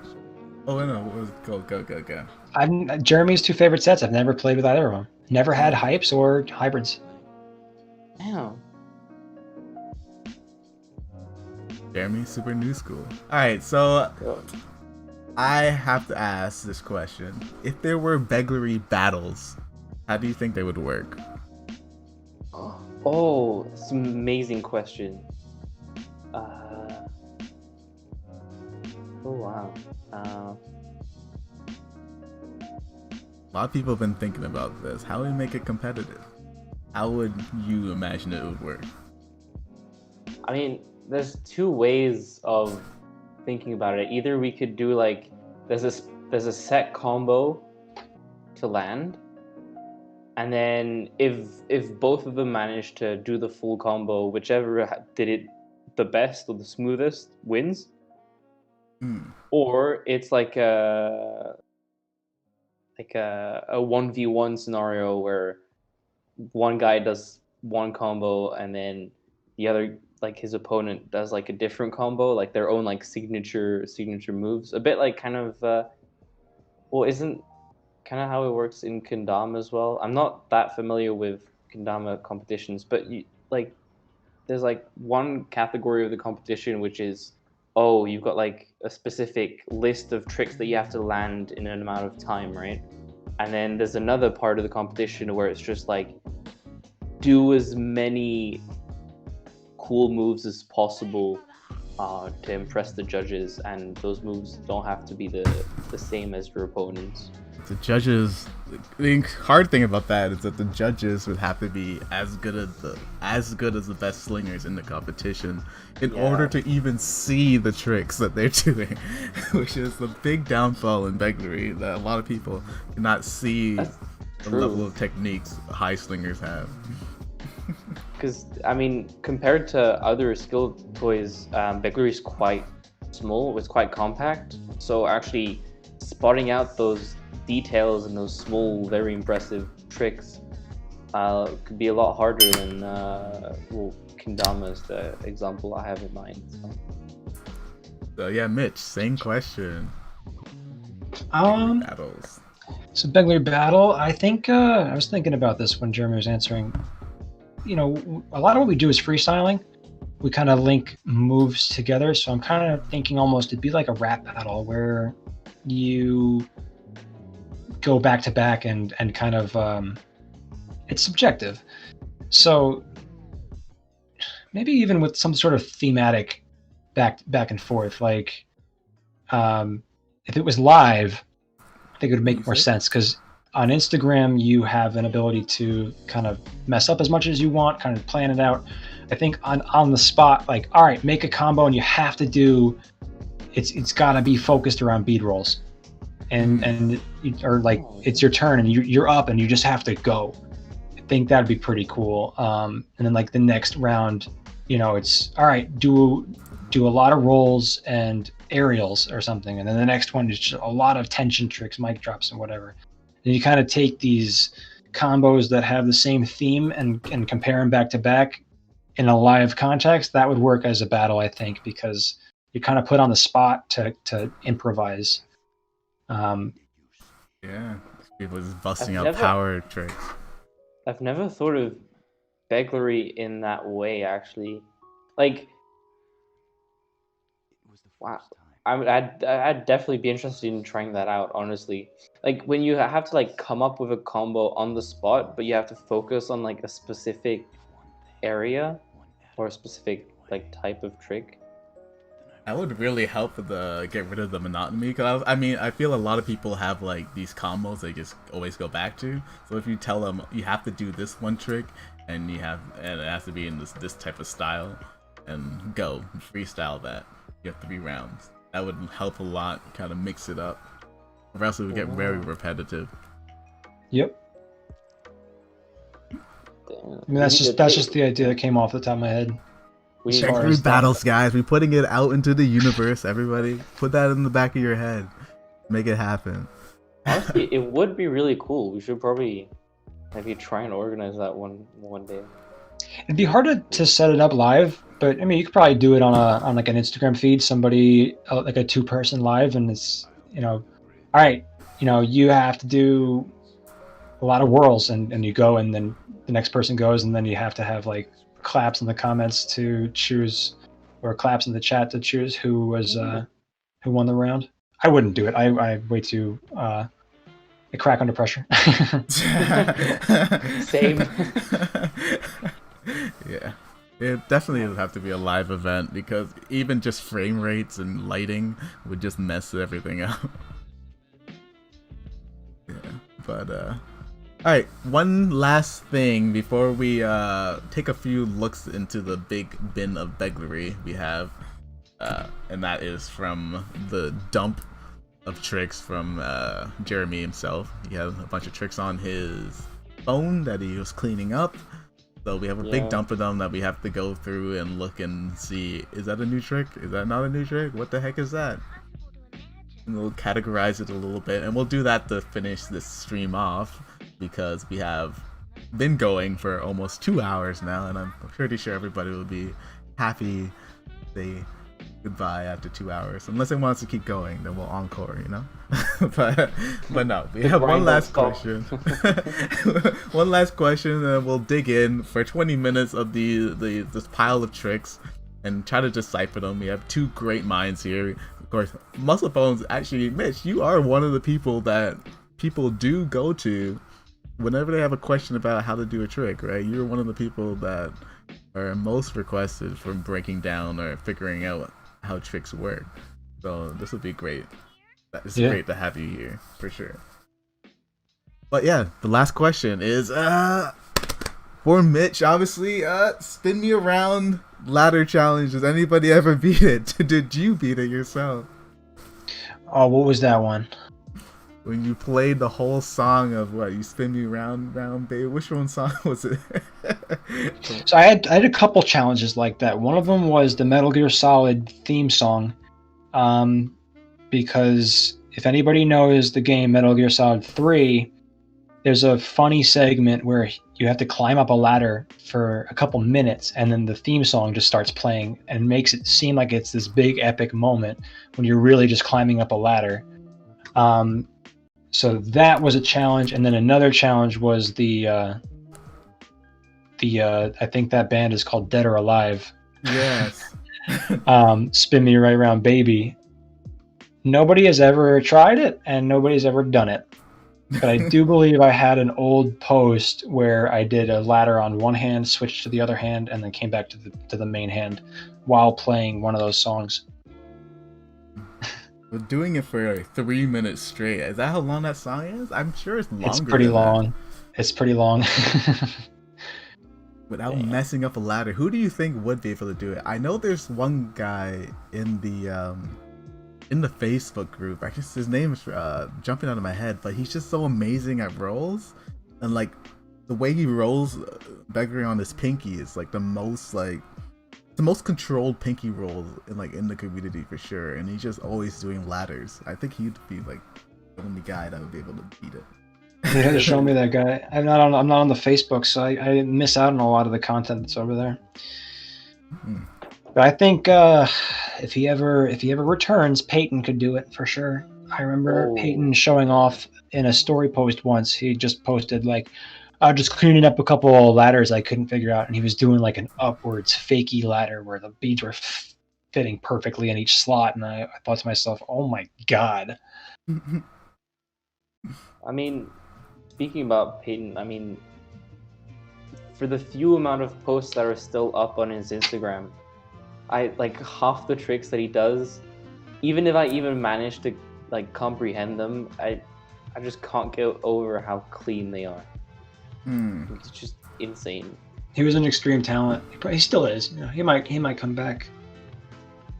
Nobody ever has gone forever. I feel like a lot of people just stop posting, but they still pick up a set every once in a while.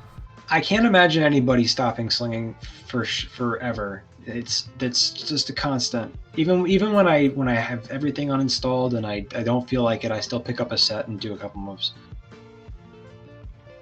Yeah, even through this entire podcast, video, whatever we want to call this, I've been slinging. So yeah, it's really hard to put down. I've not put it down for a second. Alright, so if you jump onto the stream, you can see my screen.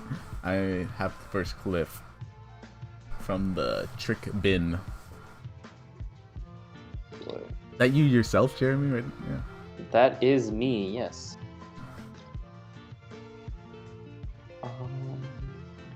So what the heck are you doing? That's so I know I'm in mid grip, and I do this spring thing.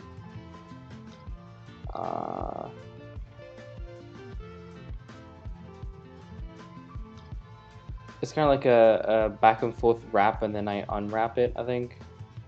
I don't know. It's like some anti-flow, but I do it in a way that it doesn't look like horrible. Like it doesn't actually stop the flow of the combo. Because in my opinion, that's probably as like smooth as a tech combo can be. This one's very interesting, for sure. Claw. So what I like to call the move where you wrap around one finger and then grab with your thumb and index. I like to call that a snake. I think I heard you say that, Simon. So what you do at the beginning here, you're doing a snake, but instead of grabbing the bead with your thumb and index, you rebound, and then you get it into fakie. So it's almost like a fakie snake, because you still unwrap that bead. I've never even seen that or tried that. I'm actually going to pick up my set right now and try to feel what that feels like, because it's really cool. You have to bring your middle finger in to let the rebound pass, though. Yeah, so you get that kind of wrap. Interesting. And then so that's that right there alone. Fakey snake, definitely new. I've never seen anything like that. So then after that, you go into thumb and index mic drop, which we're all fans of, and then you have that move of yours. I don't know what you call it, but it's kind of like an unhooked ladder, or an unhooked roll or whatever, but you... Like a claw, that's what I like to call it, because it looks like he's clawing it with his finger. Spinning around. I know it's like a signature of yours, that one. Yeah, so. I do it a lot, yeah. So yeah, that section right there where the fakey snake, that's really cool. That's very cool. That's something worth looking into. I love doing snakes, so that'd be really fun to learn. Cool. Make a cleaner video of that.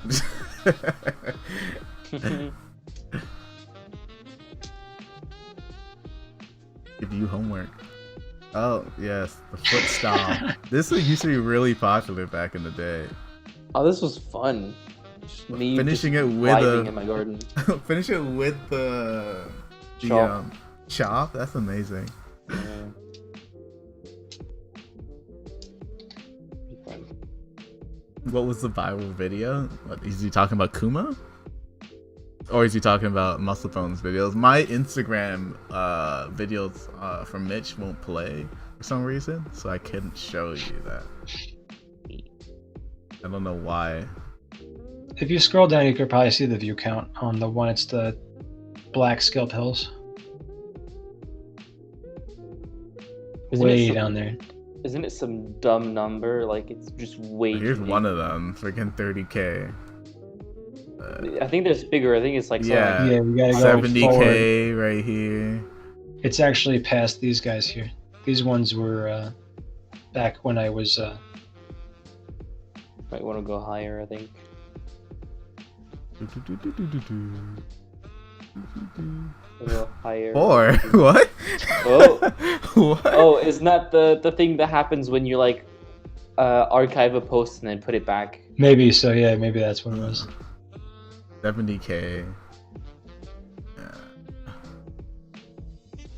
It's crazy that you can get. Oh, those are photos. That's why. 169. This is not even it. That's it's one of them. That's one of them. But I think it's just above. Crazy. The 0G. Yeah. Who would have thought 0G would be this exciting to non-slingers, eh? Hey, the video's loading. That's a good sign. This was back at the fidget spinner craze. You threw a fidget spinner hashtag on your video, you got a lot of views. Yeah, your experimentations. This one had almost 200K views. It's incredible. Yeah.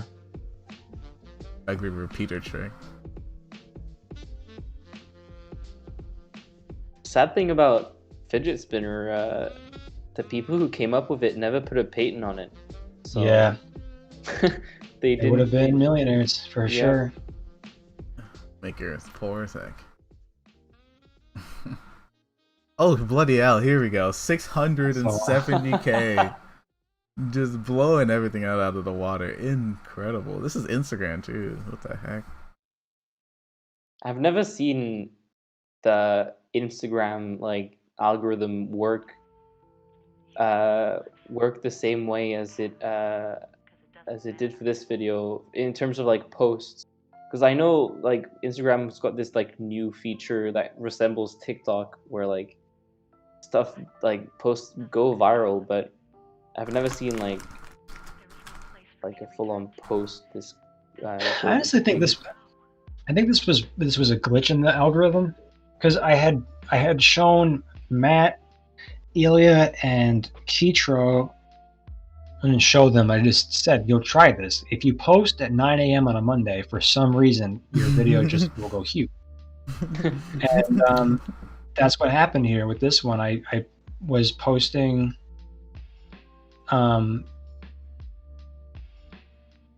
Yeah, it's Could have collab. made money. What you lost? You collabed Kevin.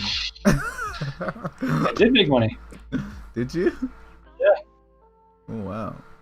I licensed. He licensed the right to copyright claim videos that were using this video, and I got a few checks for like $50 once in a while. Whoa! Oh my Nice. god. Yeah, because this was huge on 9gag. Yeah, really big on 9gag and Facebook. Yeah. Incredible. It's Well, I see very people sloppy. calling it My anal goodness. beads. Was apparently in the post history. Just like some of my friends, they joke around and they name Begleri that sometimes. I'll just laugh. It's pretty funny. Iconic name in the chat right here. Cameron. Yeah, what the heck? I'm the first in the crew, the youngest in the Begleri Knights of the. What do they call them? What is it? Round square table? Knights of the round square Knights of table. the Round Square.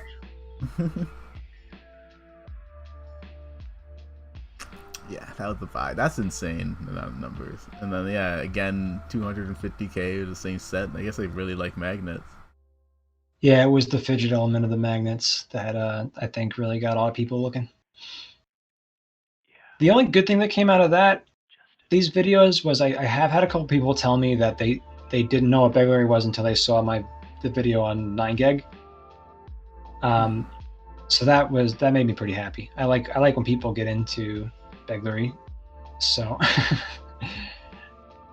if my silly Instagram video that happened to be on 9gag, and they made fun of me on there too. It wasn't posted like, "Whoa, look at this cool thing." It's like, "Look at this stupid thing." Yeah.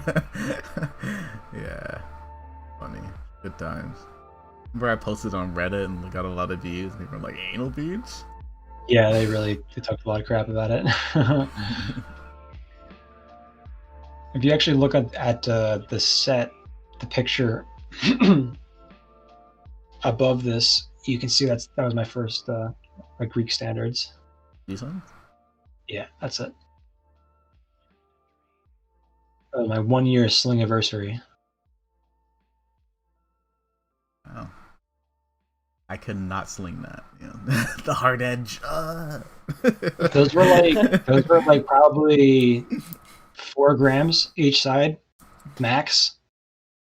They're very, very, very light, and that cord was stretchy. I used to like the stretchy cord. There was that company that made stretchy cords. Monkey finger. Yeah. Had like a specific name for it too. I used to like that feeling. Oh, didn't Peyton used to use what did he call it? Didn't he call it comfy cords? Like he used to use like hoodie cords, and he'd string his sets with those. Yeah, Ilya did that for a bit. He said he used a string out of his waistband. If I ever run out of paracord, I know where to go. Yeah. A couple of socks I don't use. I mean shoes I don't use. Shoelace. Yeah. Mini Titans, yeah. No Ice Titans on this guy's page. Who's this guy? No Ice Titans? Oh, I guess once I get up here, the videos don't load anymore. Yeah, these are all. There's no virals after that point either. They're all just regular. I'm seeing the Apollos from Red Table. I've never owned one of those sets, but I've always wanted to though. Yeah, they were pretty unique. They had a bearing inside of it, and they had like screws on it. Look fun. Really cool guy too. Right. Doll and shop. Oh yeah. Trace? Yeah, this is Trace just doing his signature aerials. I still can't believe how clean he gets these. I cannot do that still. For the life of me. It's so hard to catch it in the same grip. Basically sitting still, and the set just is coming back. It reminds me a bit of Balisong. I think I can't remember the scissors? trick. Yeah, scissors. Yeah, it's pretty much the same thing. It is definitely why he's so good at it. Yeah. He He had also the- flips as well. So Yeah, so he has the origin. That's why his style looks like that. He has a cool choppy style. oh, okay. This clip. Backwards. This is the clip from me and Marcus's collab. That's up on my Instagram page. I just I dumped this clip in here because just how amazing this is. He's just too good, man. It's crazy. Wait a minute, who threw him the set? So we had this idea of what would be a cool transition. Yeah, dropped it from the For the sky, but video? who actually dropped it for him? That's what I think he's asking. So no, we both dropped it like ourselves. Yeah, your left Like, hand. you were a little bit out of frame with the other hand, with the other arm, and so we put our hands above, and the recording that was such a pain. That's talent itself. He threw that to himself? Yeah. And then he drops it. Ah, okay, I see. It kind of comes in from the top. Because I thought it was reversed at the beginning. I thought it was one of those things where you reverse the video and it looks like it comes back into your hand. It looked like it. The very beginning, it did definitely look like that. So clean. He's above everyone else, really, by a step. What was the name of that trick he does at the end? The Will Neff? Well, not Will Neff. What's his name? Cardistry guy. Will Farr? Will Farr, Farr? yeah. What did he name that trick that he does at the end? We called it Cheddar, Oh, Cheddar. but I like to refer to it as a chop.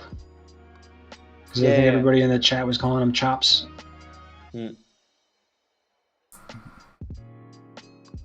How are they chops? It just switches from standard. Or am I thinking of the wrong one? Oh, not like the end. I mean, Not the end where I'll he, say like- when. I'll say when.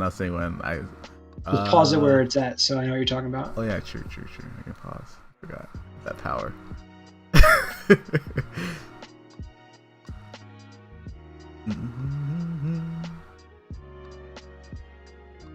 Did I totally miss it? Like, he doesn't do it anymore, I guess. Or was I just imagining things? Like, gosh.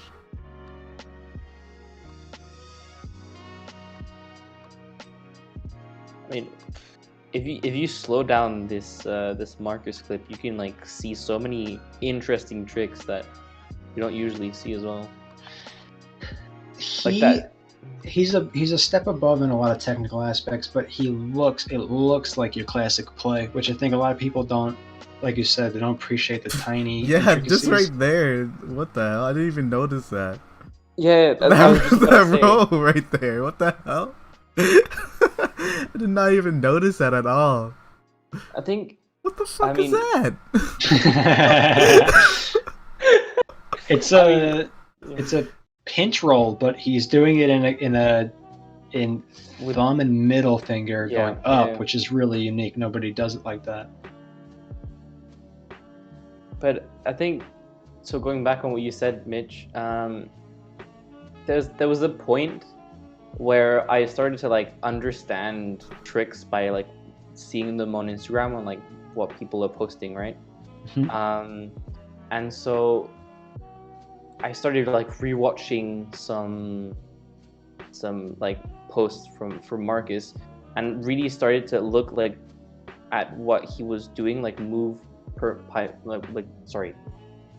by move, and I just there's like it started like everything just clicked in my brain, and just realized how crazy he was. Like from when you look at it for the first time, you're like, oh, okay, this is a very cool combo, very clean, amazing flow. He's a great slinger. But then if you look at it like in detail, it's just like in a whole other level. I think I could have explained that a bit better, but No, I completely understand and agree. Mm-hmm. It's that's why he wins so many competitions. Yeah, he really leveled up. Like it was gradual though, right? No, it wasn't actually that gradual. He was always really good. He was always really good, was but always really nobody good. ever considered him the best for a really long time. And then he was just the best. People slept on him. I think right after the end of like 2017 is when he just kind of silently became a god. Yeah. I really like this trick, the This one's twirling. really, really cool. I I've tried to play with this unwrap kind of thing myself, and I got one kind of move where it does it sometimes, where you kind of start an unhooked ladder, but instead of continuing the unhook, you twist your wrist a lot, and it kind of gets the set to go around itself. But the way you're getting into it here, I don't even know what you're doing, man. This is a good example of beadistry. yeah, I mean, I totally have to agree. There's a much nicer version of this trick where you get the beads wrapped, and so you can like unwrap it nicely. But this is, I think I just dumped this because it's just a bunch of random moves which set me up for the unwrap. I think it's nice because you've got like a lot of. It looks meditative, you know. It doesn't look like you're gonna drop the set at any point. It's a lot of. That's This is the the kinda- best thing about anti-flow. The safe. Yeah. Go do this over a balcony or over a boat. Yeah, Yeah. I probably could. I was just about to say this whole idea was kind of inspired by Elia. I remember he posted a video of him holding his setup and like spinning it, and Yeah, he did the back and forth back and twists. forth thing, and so that like really inspired me to try and figure out like a trick that I could, or a way I could implement that into an actual combo. Five head. Five head. Just trace again. Yep. Yeah. Just wicked good scissors. Yeah. It's So so clean. impressive. Yeah. So we could consider these scissors, right? I call them that. I mean, I don't know if it's. I think with Bally, I control the idea with a scissor is you're using your index and middle finger, using two fingers to grab a handle and flip the Bally over fully. Yeah. Which, you know, is more or less what he's doing here. That was fakey. Mm-hmm. Oh, that is clean. Clean tosses. It's ridiculous how clean those Ooh. tosses Wait, he are. catches it back in fakey too. That's crazy. He does the fakey scissor, but then he catches in fakey and then does a fakey mic drop. That That's would really, be really nice. That would be an insane closer to a big combo. I don't know how he catches it in the same grip and the same That's really impressive to me. momentum. Like the momentum speed doesn't even change. It's the same speed and everything. Yeah. Fakey mic drop is definitely something I should work on. That's cool. I forget. That's a move I forget about, fakey mic drops. it means becoming like Oh, I do them faking. Wait, fakey. Yeah. So, sometimes I use drifts what's without that? effort one moment, then pounds down in a torrent A of sidewinder or whatever that's called. That's cool. It was just a random trick. I thought it was pretty fun. Toss It's definitely into, not new, but No, that's a really good link. I like to use the word link because it's not like a new trick, but it's definitely a new way of getting into that trick. Most of the time, people who do that, they interrupt a roll and then do the weave, yeah. half chord weave or whatever. I'm just kind of using the descriptive now, but tossing into it, that's pretty dope. Yeah. Agreed. Clean.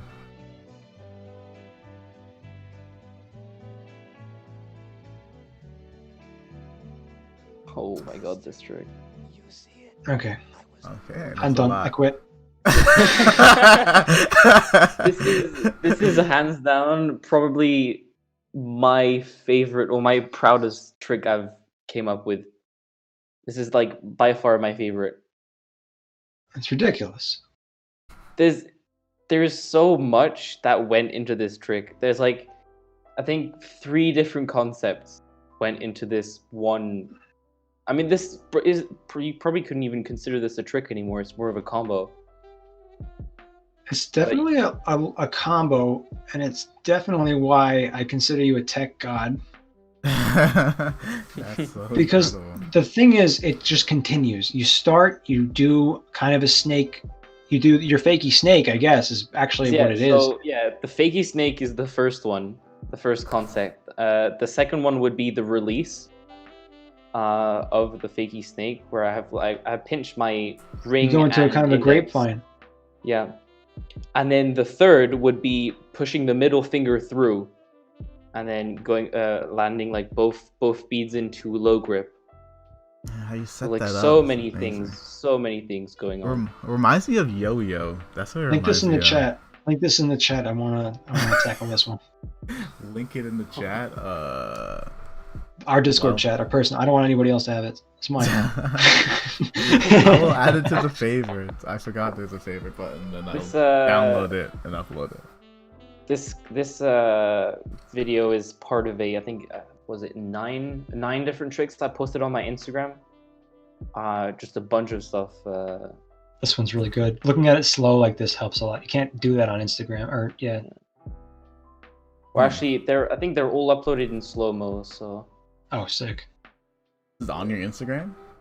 I think this is on my. Yeah, I think it You is. gotta DM me that post because I gotta have a date with this combination. This is really. I love how it ends too. It's really impressive. It's also impressive how you keep your white cords clean. Oh, how often do you guys change chords? Never. It's too Never? hard.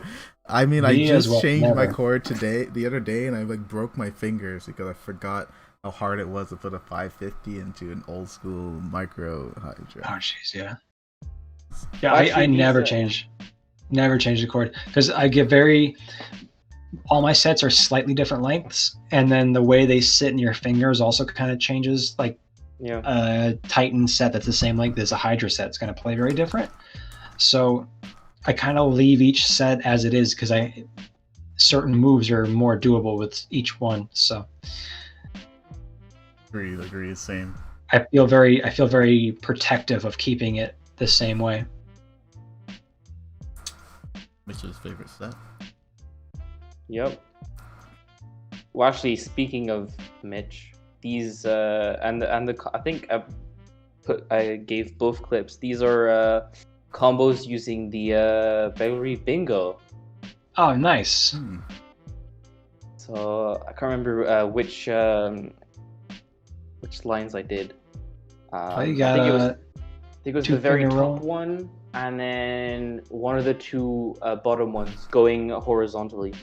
Very nice. I had a lot of fun making that one, but this is a really good combo too. How do you start that tension fakey bead roll up? It always looks like a triangle the way you do it. Oh, yeah, that's Right there. I just wonder it's probably like one of the only ways I can do fakey bead rolls clean. Is obviously starting from fakey low grip. Oh god.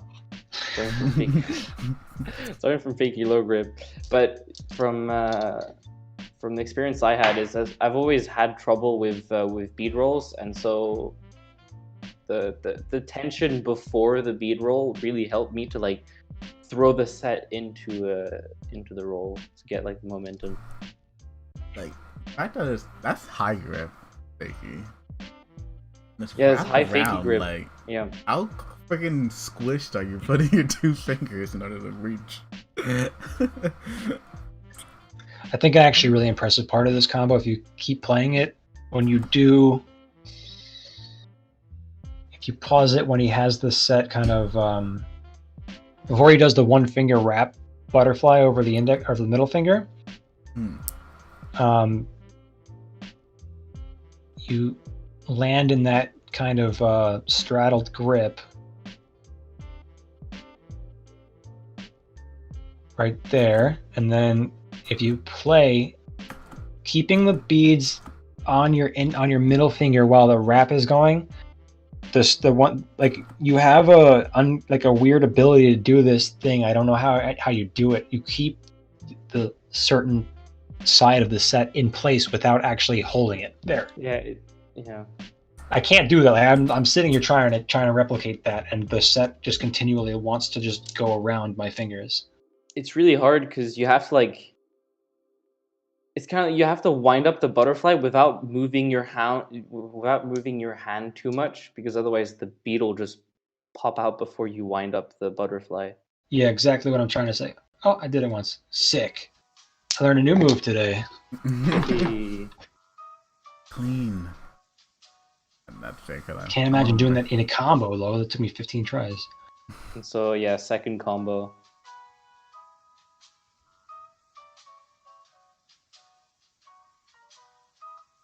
Very fun. I think that was a lot more whirl oriented, but yeah, this is just good old classic slipping and sliding. Classic. I wonder who this one's from. I love screen recording stuff. Like, I have so many screen recordings of like Begleri, and damn, that's a clean double. That's really, really cool. The advertisement is great. I don't know. I don't understand how this he one. does this. That's awesome. Marcus is in the chat. Oh boy. Hello, Marcus. Yeah, that's me. Actually, he came in at the right time. That's incredible. Crazy. He never made a video of this, did he? You guys got to have him on here. Oh my god, yes we do. We need to. And no, I don't think he made a video of this. He definitely made a doubles video, but not of this combo. Although No. that's really sick. Yeah. The heck? That's goated. I think this is ZMT or Azamat. He was in the chat earlier. This is just very clean. Some Dorez flips, as I would call them. Yup. I want to see what Doris is working on. He probably has something new and mad and crazy. Oh, to show us. he's brewing something. We're not ready. The Dark Horse. I still remember when he just popped out of nowhere and the challenge Marcus. So incredible. The last hour and the last second, the last day of the Esco, right? Yeah, Or, I think it was. just Yeah. it was single open, the freestyle one, right? Yeah, Esco. if ever an anime was made out of Begleri, he'd be the villain. Yeah. Like Kicho would be the hero, who's working hard and getting better, and then all of a sudden he just comes out of nowhere and is just not only amazing, but just amazing in a different way. Yeah. Unable to be recreated. Wow, just flip us off, alright. This is I think there's a couple of videos of Loki. Slinging. So he's a guy from the Balisong community. He's very, very talented editing as well. He's just been talking to him a whole bunch, and he has like a highlight on Instagram. Just a bunch of very interesting moves that he came up with, which are really fun. That is really cool, honestly. I really like that launch. That's freaking awesome. Yeah, it's like a huge jump into the parallel beads. Yeah. The tension. That's really I want to good. try that. I like how that feels, the parallel beads with your thumb kind of coming up like that. I want to. I don't have any way of getting into that comfortably. I'd love to try this one out. I like how it spirals in one at a time. It makes it look really nice. Yeah, that's really cool. Impressive. Oh, chilling by the pool. as I do. Missed the chop. Garbage. Delete it. I think there are a couple Good, of these nice. videos. It's just some fun combos. This one's cool, actually. If you slow this down, Simon. The underflip jumps a grip, which is cool. I never seen that. So you tuck your ring finger in to get the underflip to go from low grip to over your middle and thumb. That's a nice link for sure. I found this from a Peyton video I slowed down. He's a very fun trick. I just needed to see you. You guys with your fancy eyeballs, man. I totally missed it.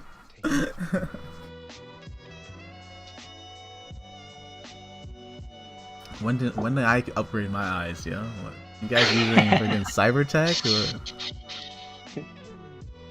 It's all on the fingers. Just watch the fingers. Yo, it's like sleight of hand.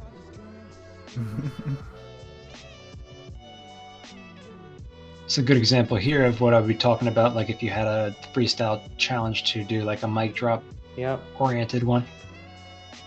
Yeah.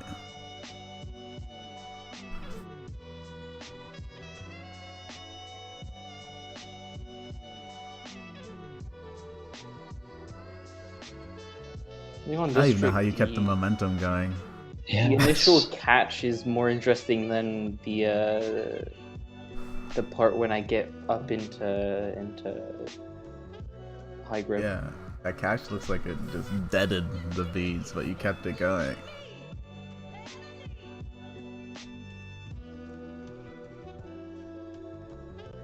Deaded.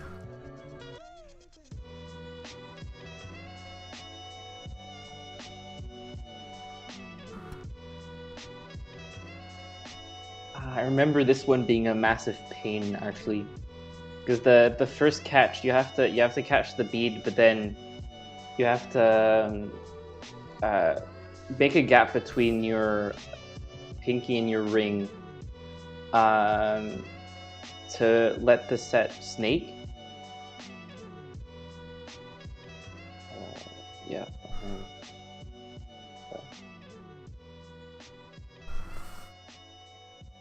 And those are the standards, eh? Yeah, TI standards.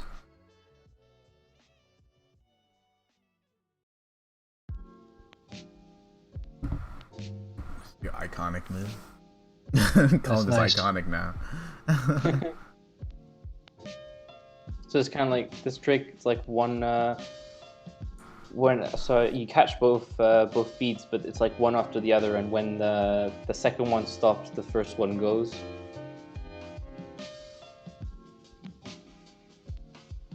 You catch the first one, and then yeah. That's cool. I like how you kind So of like you- fake me out at the end. Like it's like a fake out. Like you think right at the end how you're gonna get out of it, and then you claw it randomly. Wait, oh shit, missed it. You just go through the whole again. Like a basketball trick, like right here. Like oh, he's gonna end it. He's gonna move out with this finger or something. You just claw it at the top. I feel like I got like misdirected.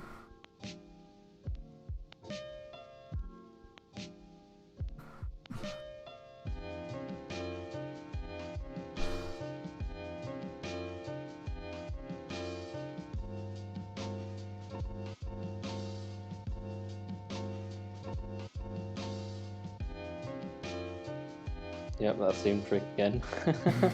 What do you call that trick? I don't know. I'm calling it the claw, man. Oh, we can call it the claw. Yeah, sure. It's really fun. That's all I can think of whenever I see it. You're just clawing at it with your finger. It's really unique because you always get into it at like a point I'm not expecting. This direction, you know, you should have catch me, oh.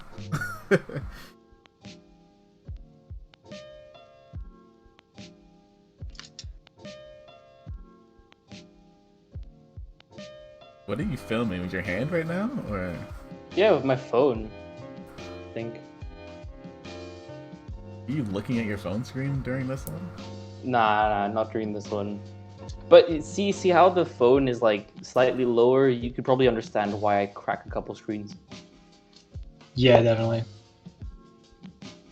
There's actually a fun whirl in this combo that I do. There, like I skip a finger. Yeah, you gotta slow that down for me. I don't know if somebody's done it before, or it's kind of like a zoot, but you skip the ring finger. I've Yeah, seen it's Mayfo do something like that. Yeah, definitely. Yeah. one of those really techie kind of Sonic styles where you have the bead and fakie between two fingers that are not next to each other. Yeah. But though I think it's confusing how you get the set to start spinning that way because it kind of goes sideways for a second. Like you're going in you're like if you're in bike plane, you bring it in wall plane for a second. That's pretty cool.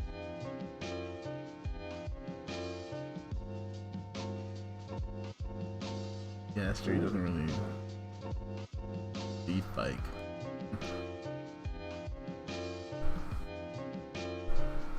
That just might be your flair. Don't emphasize on that whirl.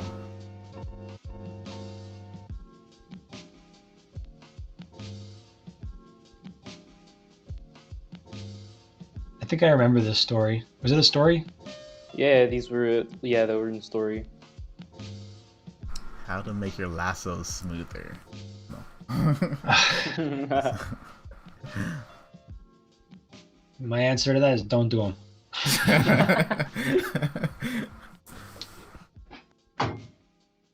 Oh, I love this trick. Or actually, I love the combo. Wait, too bad all these clips are underexposed.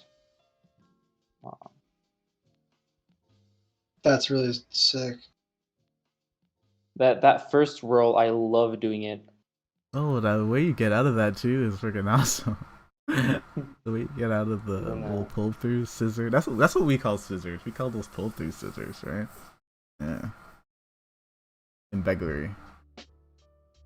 When you pull it through the two fingers. I think that's what the name was, scissors. I think so. Either that or it's like a variation of. What's the name I called it? Wasn't it curls? Yeah, I was about to say you called it curls, right? Yeah. Curls and scissors. That's very, very fun combo. I actually forgot about that. I'm gonna incorporate that. Cause I haven't done that whirl in a while, and then I do like a curl, but I skip a finger. That's a freaking. And then different. I do a little a ladder down. What those are like? What fakey mic drop ladders? Yeah. Ooh. Troll, man. Especially working your middle finger or your ring That's finger, pretty your cool. pinky I'm finger. trying to. I got a set with me right here where you do that. You were in thumb index fakie, and then you whirl it down, but instead of landing in 2-3 fakie, you tucked your ring finger and grabbed it between in that sonic grip. That's really, really cool. It's like a nice extended fakie whirl, which is I call you tech god. It feels really good as well when you do that one. That's a banger. Oh, me? bitch! Yeah. I still can't do this bloody thing. Oh my god. I I still got can't full do butterfly. it. I'm so clean at butterfly ladders now, and I still can't do this full butterfly. The whole trick to this trick is the wrist motion. Just the flick of the wrist. Literally. So you twist your. It's a very unnatural thing. You twist your arm on a kind of like a to the left, like pointing your fingers down, and then twist to the left, kind of like you're opening a doorknob if the doorknob was like flat. Oh yeah. And then you have to flick your wrist or like I guess, flick your wrist over the other way. So it's like a twist and then flip. So you twist and then you flip to get the setback correct, and it flies past itself. Flicking. I think Cry.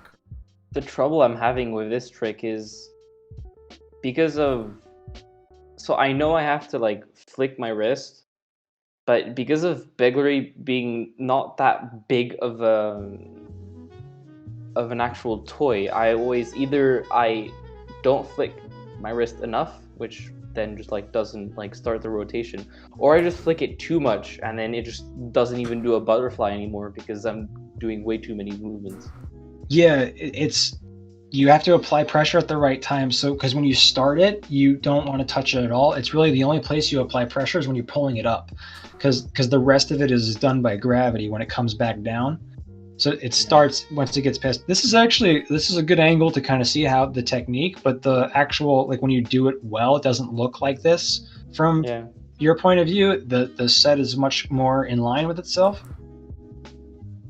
This move is the only move I will ever say I figured out on my own. This is my only trick claim in my Begleri career, because this one I was very happy when I figured this move out. It was in pretty much the end of quarantine for me. I was quarantined for a couple weeks back in March and April of last year, and I had this one just doing a ton of flick into butterfly. I woke up one morning and I was like, if I flick my wrist around, is that gonna make it go? Because I've always wanted to be able to do this full butterfly. And actually, Flip Bagels did a version of it a while ago, like from a different entry. I think I gave the clip as well of clips. And I can't remember if I think we already watched it, but very interesting. I mean, I think the reason why I saved this video is for the angle, because from the regular angle that you post videos with, it just looks like the beads are going around. It just looks like you're shaking it. Yeah, because you're seeing it from a side view. That's actually with poi. The intention, the effect is the intended effect is to make it look like it's bouncing off of itself. Yeah, because this is really a poi move, the butterfly. Definitely is, So if I get that effect at all with Begleri, I'm very happy. It's very, very interesting. Integrating skill toys with each other. Beautiful. And then ZMT did it the other way, which is absurd and amazing. Wait, did he? Yeah, he did it forward. Whoa. I can't remember what Adam called this trick. I think it was Blink or something like that. This one's really nice. I like display moves like this. I don't think we do enough of this kind of thing. Where like you get into with cardistry, like a lot of flourishes have the intent of having like a shape or a display in the middle of it, and I like that Adam does this sometimes with the knot. I don't think Adam got enough credit for he did the knot where it actually knots itself. Oh yeah, the clip where he started in long game and pretty much ends in short game because he ties it with one hand. I find that one, he was really underrated. It's very cool. It's also the clickbait god. Yeah. Actually, thinking about it, he also has a very viral video, I think. We still have to put him against Weston and see if he actually is the clickbait god. So this was my first ever time slinging the Sigmas. Nice. So obviously a video. I think I got them just before they released, so I couldn't share this story. But also, I mean, obviously shout out to Matt for sending them to me. It's an awkward shot, dude. Kids, animals, and This, because there's no tension from me. Oh yeah. I think my strings are too long. You gotta hold it tight, and then when you let go, it's coming off of like your index and pinky. I've always been like pretty bad at chops. I mean, obviously I can get them occasionally, and in these stories or in these videos, I get them, but like on the go, I'm so bad at chops. I didn't do them for a while, and I kind of lost them. I was doing them a lot, and I had them like almost every time, and now I try to do them. They are a little bit funky. You got to get the perfect touch. And I've never been able to do the one where it's palm down. Noi and Adam, I believe, I've seen them do that, where the beads actually land on the top of your hand. Palm down. Palm down yeah, chop. yeah. Yeah. That one's really, really, really cool. I always wanted to do it. Can't get it. Also, it hurts my hand.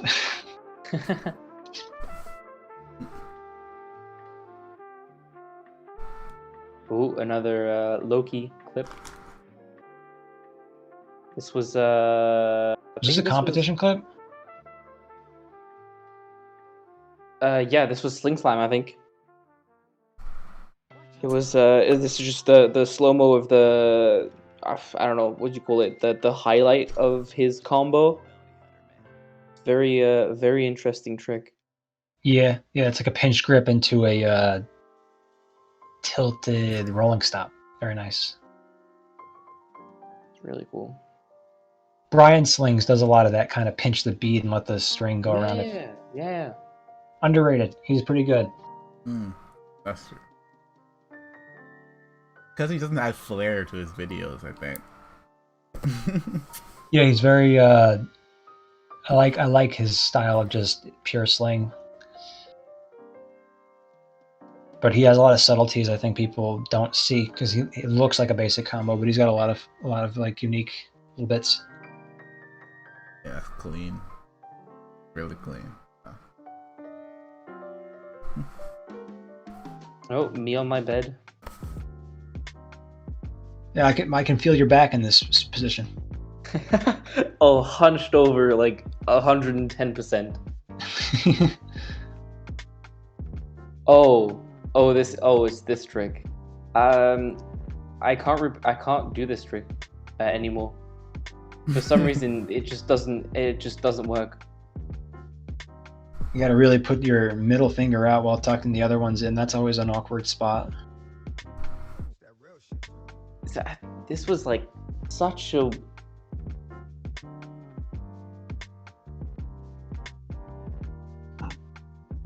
I think this one actually became painful at some point because of It looks how like it hurts. stretched my fingers had to be.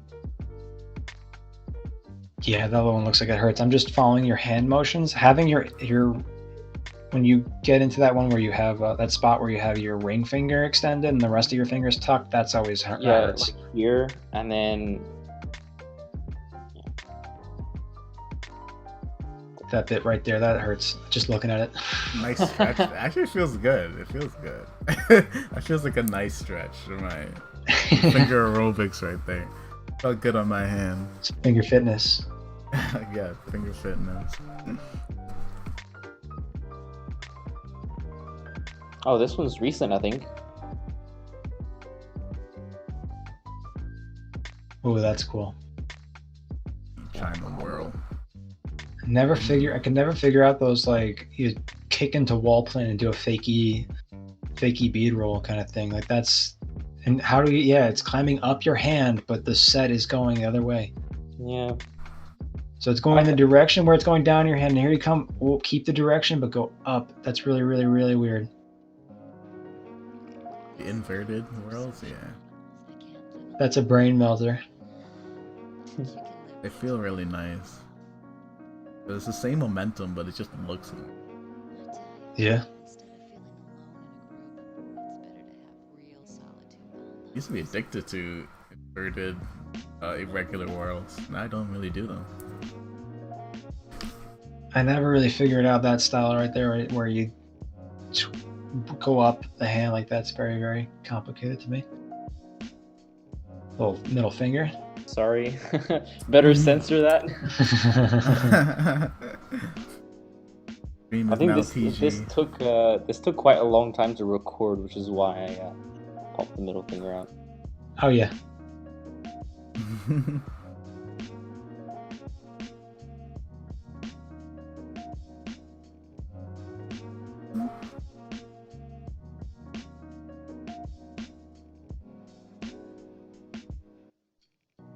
You do at the end there too. You do the backwards zoot. Remember when zoots were Backwards? I can't backwards suit, or unless I'm thinking about something else. the zoot is. I think you're thinking about something else. The zoot has two elements. It's got the bead motion and the hand motion. And on the Discord, when zoots were first coming around, there was a kid on there named Squid King, and he pointed out that you don't have to do you don't have to do it in the order of the zoot. So he did it backwards, and I remember arguing with him saying, "No, that's not it. That's not that." And then the more I looked at it, the more I realized, wait a minute, that is a different move. I wonder if he still has that video, because he did drop a bunch of different ways to do zoots. He had like 4 different variations. Yeah, he was definitely pretty good at like finding nice little attack like that. Squid King slings and things. I wonder if he's still on there.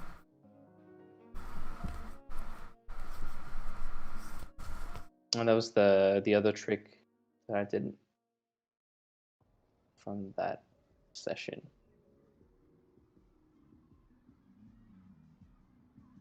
You see how like a lot of your other tricks, like how like a lot of your movements you do, like are taken from other tricks, where you just mix them up. Yeah. Like, instead of going into my twirl, I'm gonna just go do this. Just roll it around my pinky like freaking ring finger, like nothing.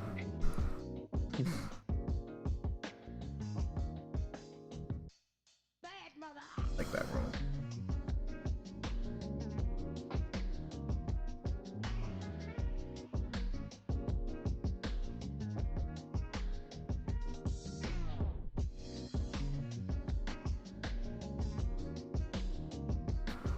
I always have trouble when the bead goes inside of the cord like that, when you pop it out of the snake kind of thing. Actually, yeah, same. It's quite tricky to manage to get it out once it's inside. That bit right there. Because you have to stretch your fingers and make the place for it, or make the space for it to get out. Yeah, there's a lot of spots for it to hit. When I try to do it, I tend to hit not only the finger it's passing, but the finger above it, because when it pops out, it's popping out with a little bit of a different angle too. That's why you got your index tucked in so much right there. That's another why. solution. Yeah, another solution would be to just brute force it and just like. Yeah, definitely. That's why you sling smaller beads now. Right? Yeah. Oh, this was the doubles. I've made an edit on Little this. beadistry. Yeah. I think we should do a contest like this where it's just beadistry, two-handed beadistry, 2 sets. Yeah, it'd be very, very fun. Kind of like a sling slam, but call it double or nothing, and you got to do two sets at once. Oh yeah.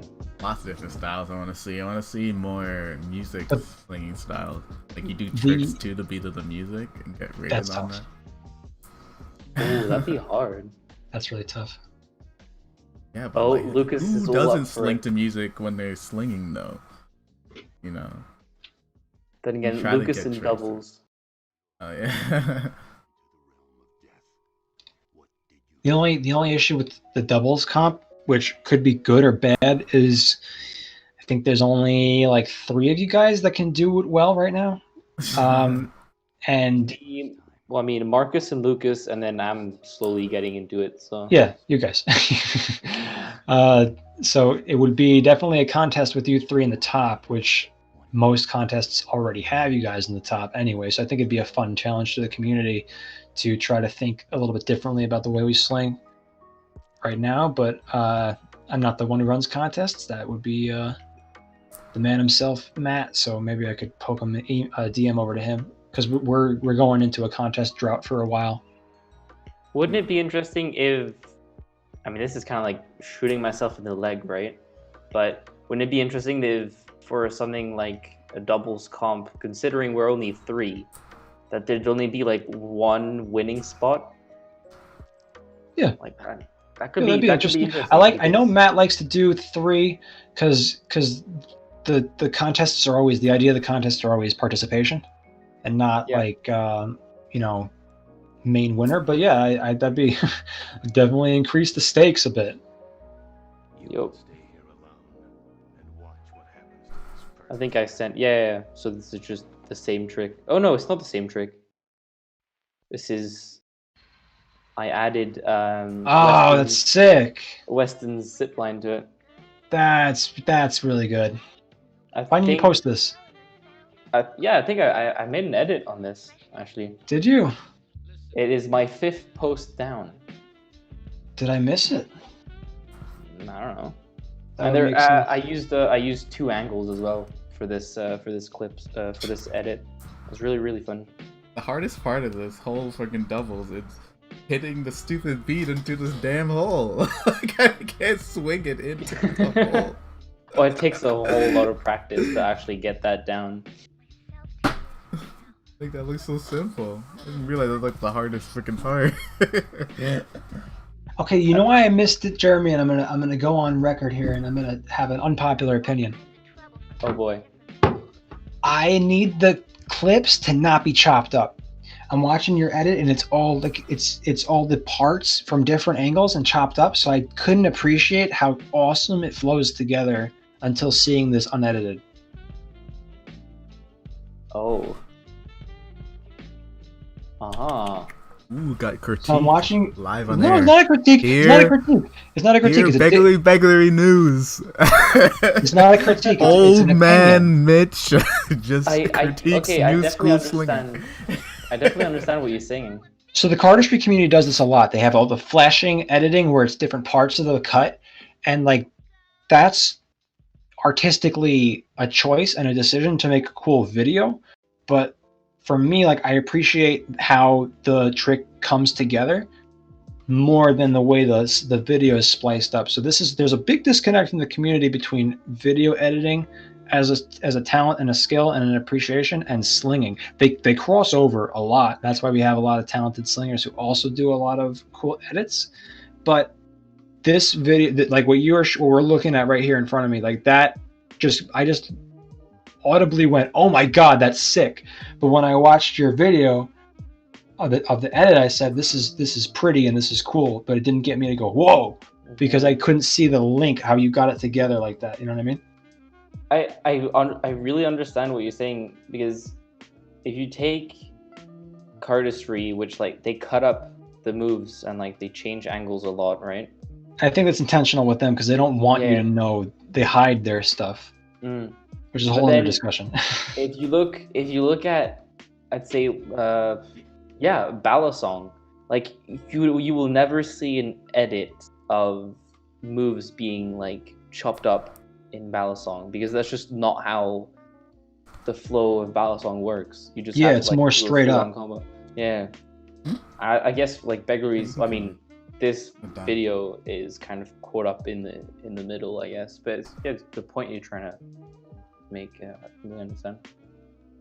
This one's really cool. That's what when we judge like Sling Slam and stuff, the edits where the it's not a continuous. That's why we have that rule, because we want to see the start to finish kind of idea. And again, not that the video you posted on Instagram is bad at all. It's very sick. Like, you got this angle right here.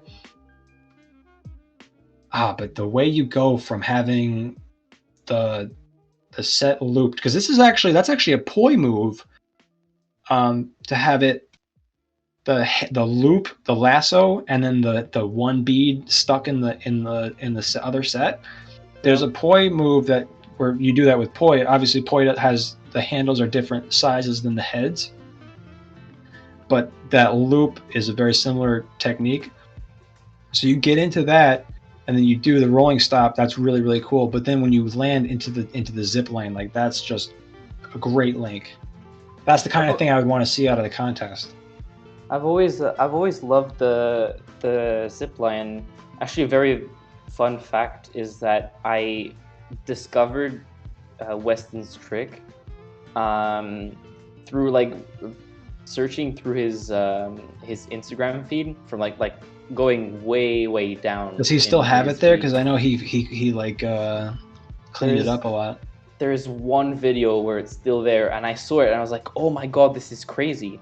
And then literally I think it was the next day or 2 days later, what's it called, their Will and Weston's video came out where he did the double zip line, and I was like, oh my god, this is so cool. But because originally I was gonna film the next day, show like sending a message to Weston and be like, oh my god, this trick from a long time ago is really cool, but then he like re-uploaded a whole like video where he like one-upped his own trick. So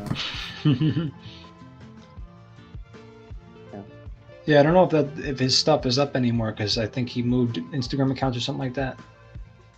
I think it's still on Xjlgdc, or what's his handle? Yeah, he changed the names around of his accounts. One of them has it. I think I keep a video archive of Wester. A couple of guys that have a automatic archiving of their videos.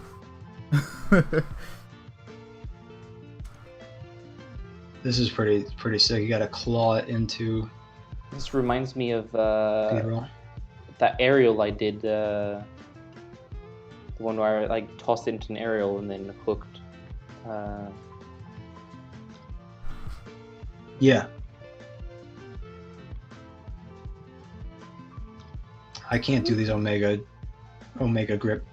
So that trick's I really enjoy this this combo trick. It's from one of Marcus's videos. I think it's like his grays with red cord.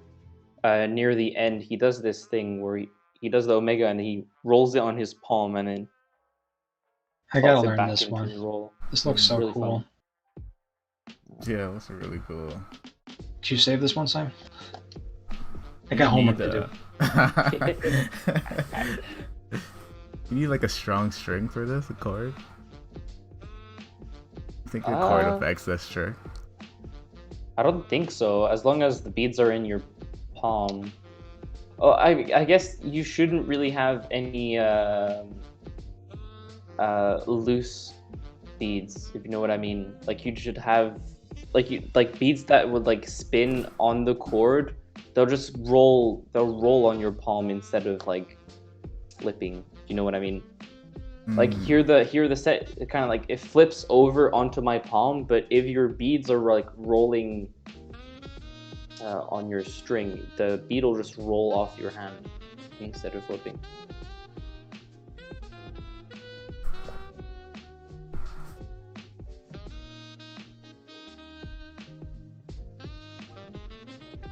You moved away once I figured out the opening grip. You doing it right now? I got homework. How do you This is go why you forward both- from the Omega grip into that? You So you bring need your the your hand thumb. cam. So you're in high grip, right? And then you pass the bead. Well, you loop it around and grab it in with your index and middle, right? Mm-hmm. You stretch out to create the Omega gap or whatever. And then you pass your thumb behind your top grip and you roll your. You kind of like, I don't know if you can see my camera, but you do this. I'll do it. So you're in this position right here, and then you take your thumb and then you roll it over your index. And that tightens it into the wrap. Yeah, and then from there you have to like bring your palm underneath the set and like let it drop onto your palm, and then you can flip it over and catch it. That's a good one. Quite 10 hard out of 10. actually. Well, I didn't come up with that trick. That was Marcus's trick. yeah. originally. He's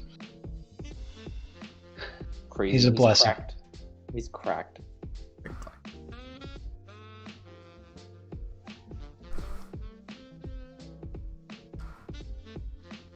Oh yeah, so this is for my SGO entry for this year. That's some Obviously, good shit. that this actual clip wouldn't be legal because I'm letting go of the grip just too early. But in my actual competition post, I cleaned it up and made sure that I was switching grips when the other one was already caught.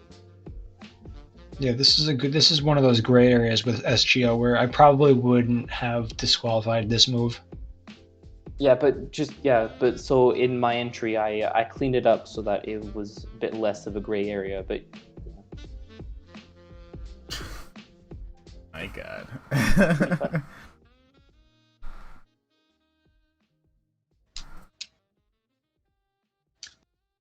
oh, this is another fun one.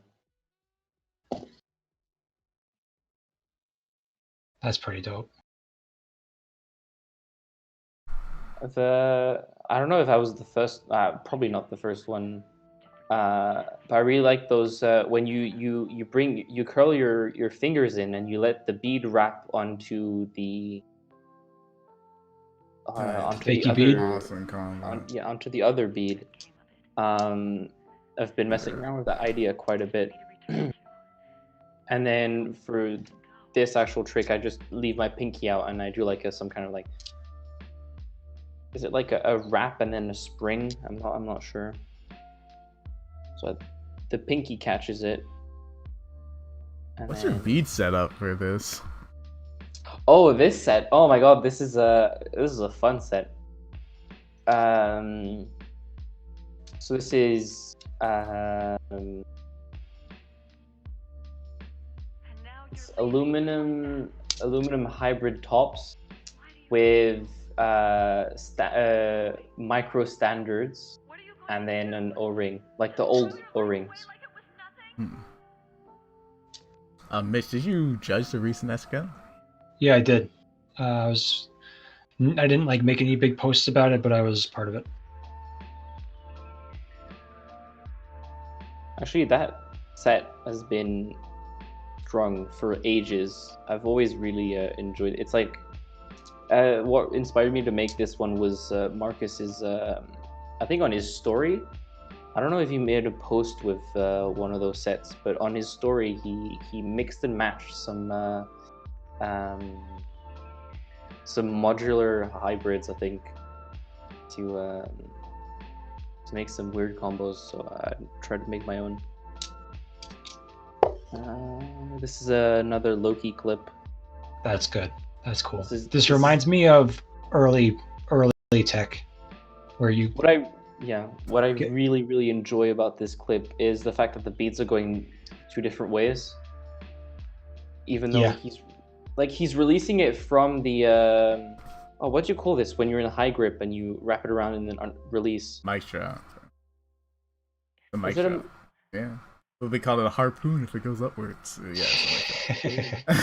So yeah, it's like a mic drop, but then he puts his thumb in the middle and like pretty much exactly in the middle so that the two beads go the different ways. Very cool.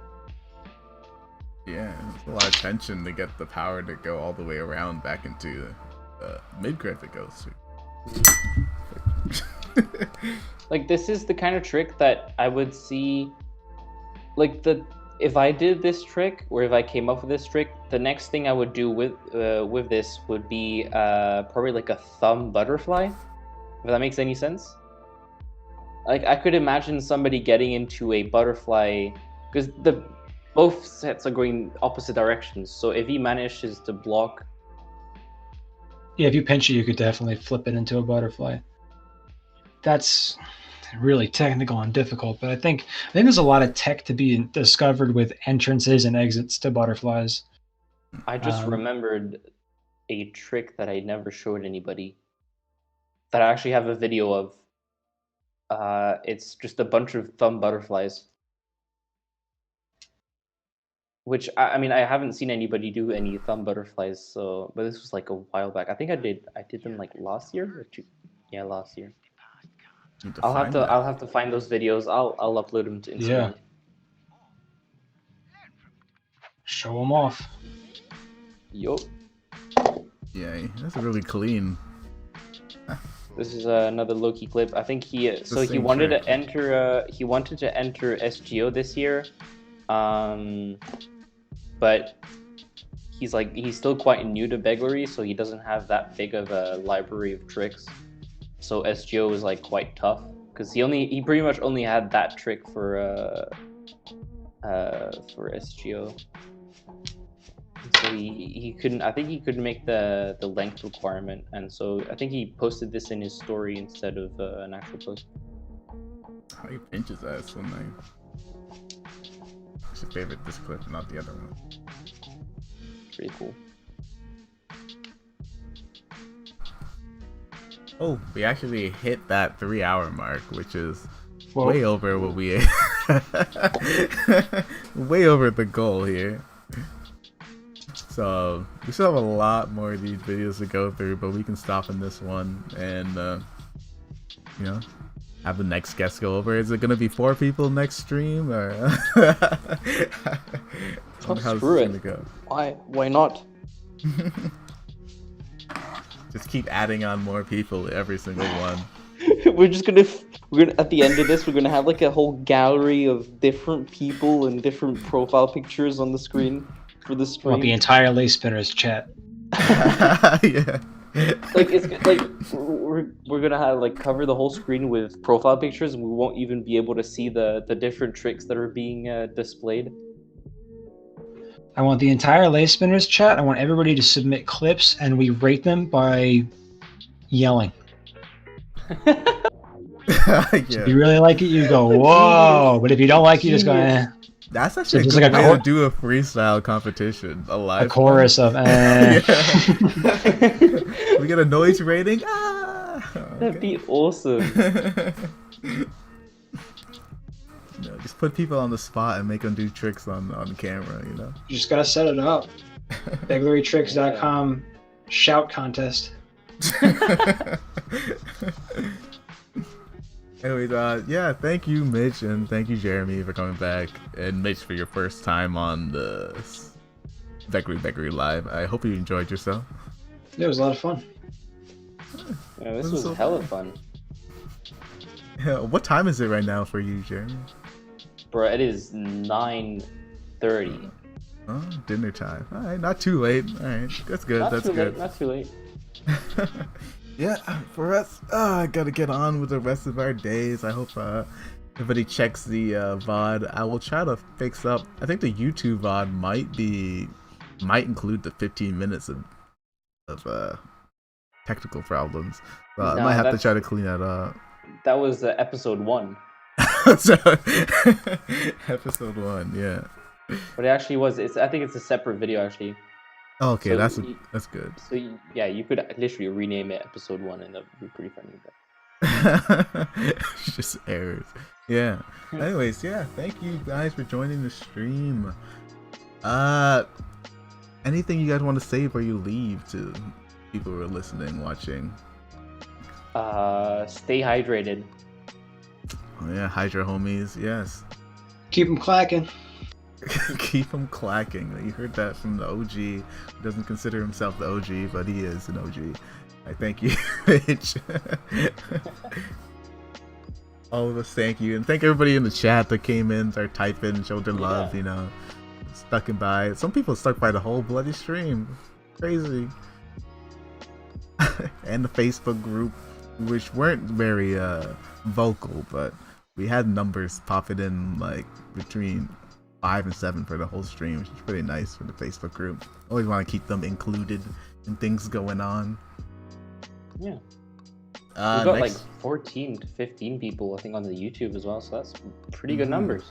I'm actually thinking about doing the next one. We'll do YouTube and we'll do Reddit to try to get the non-slingers to see the tricks.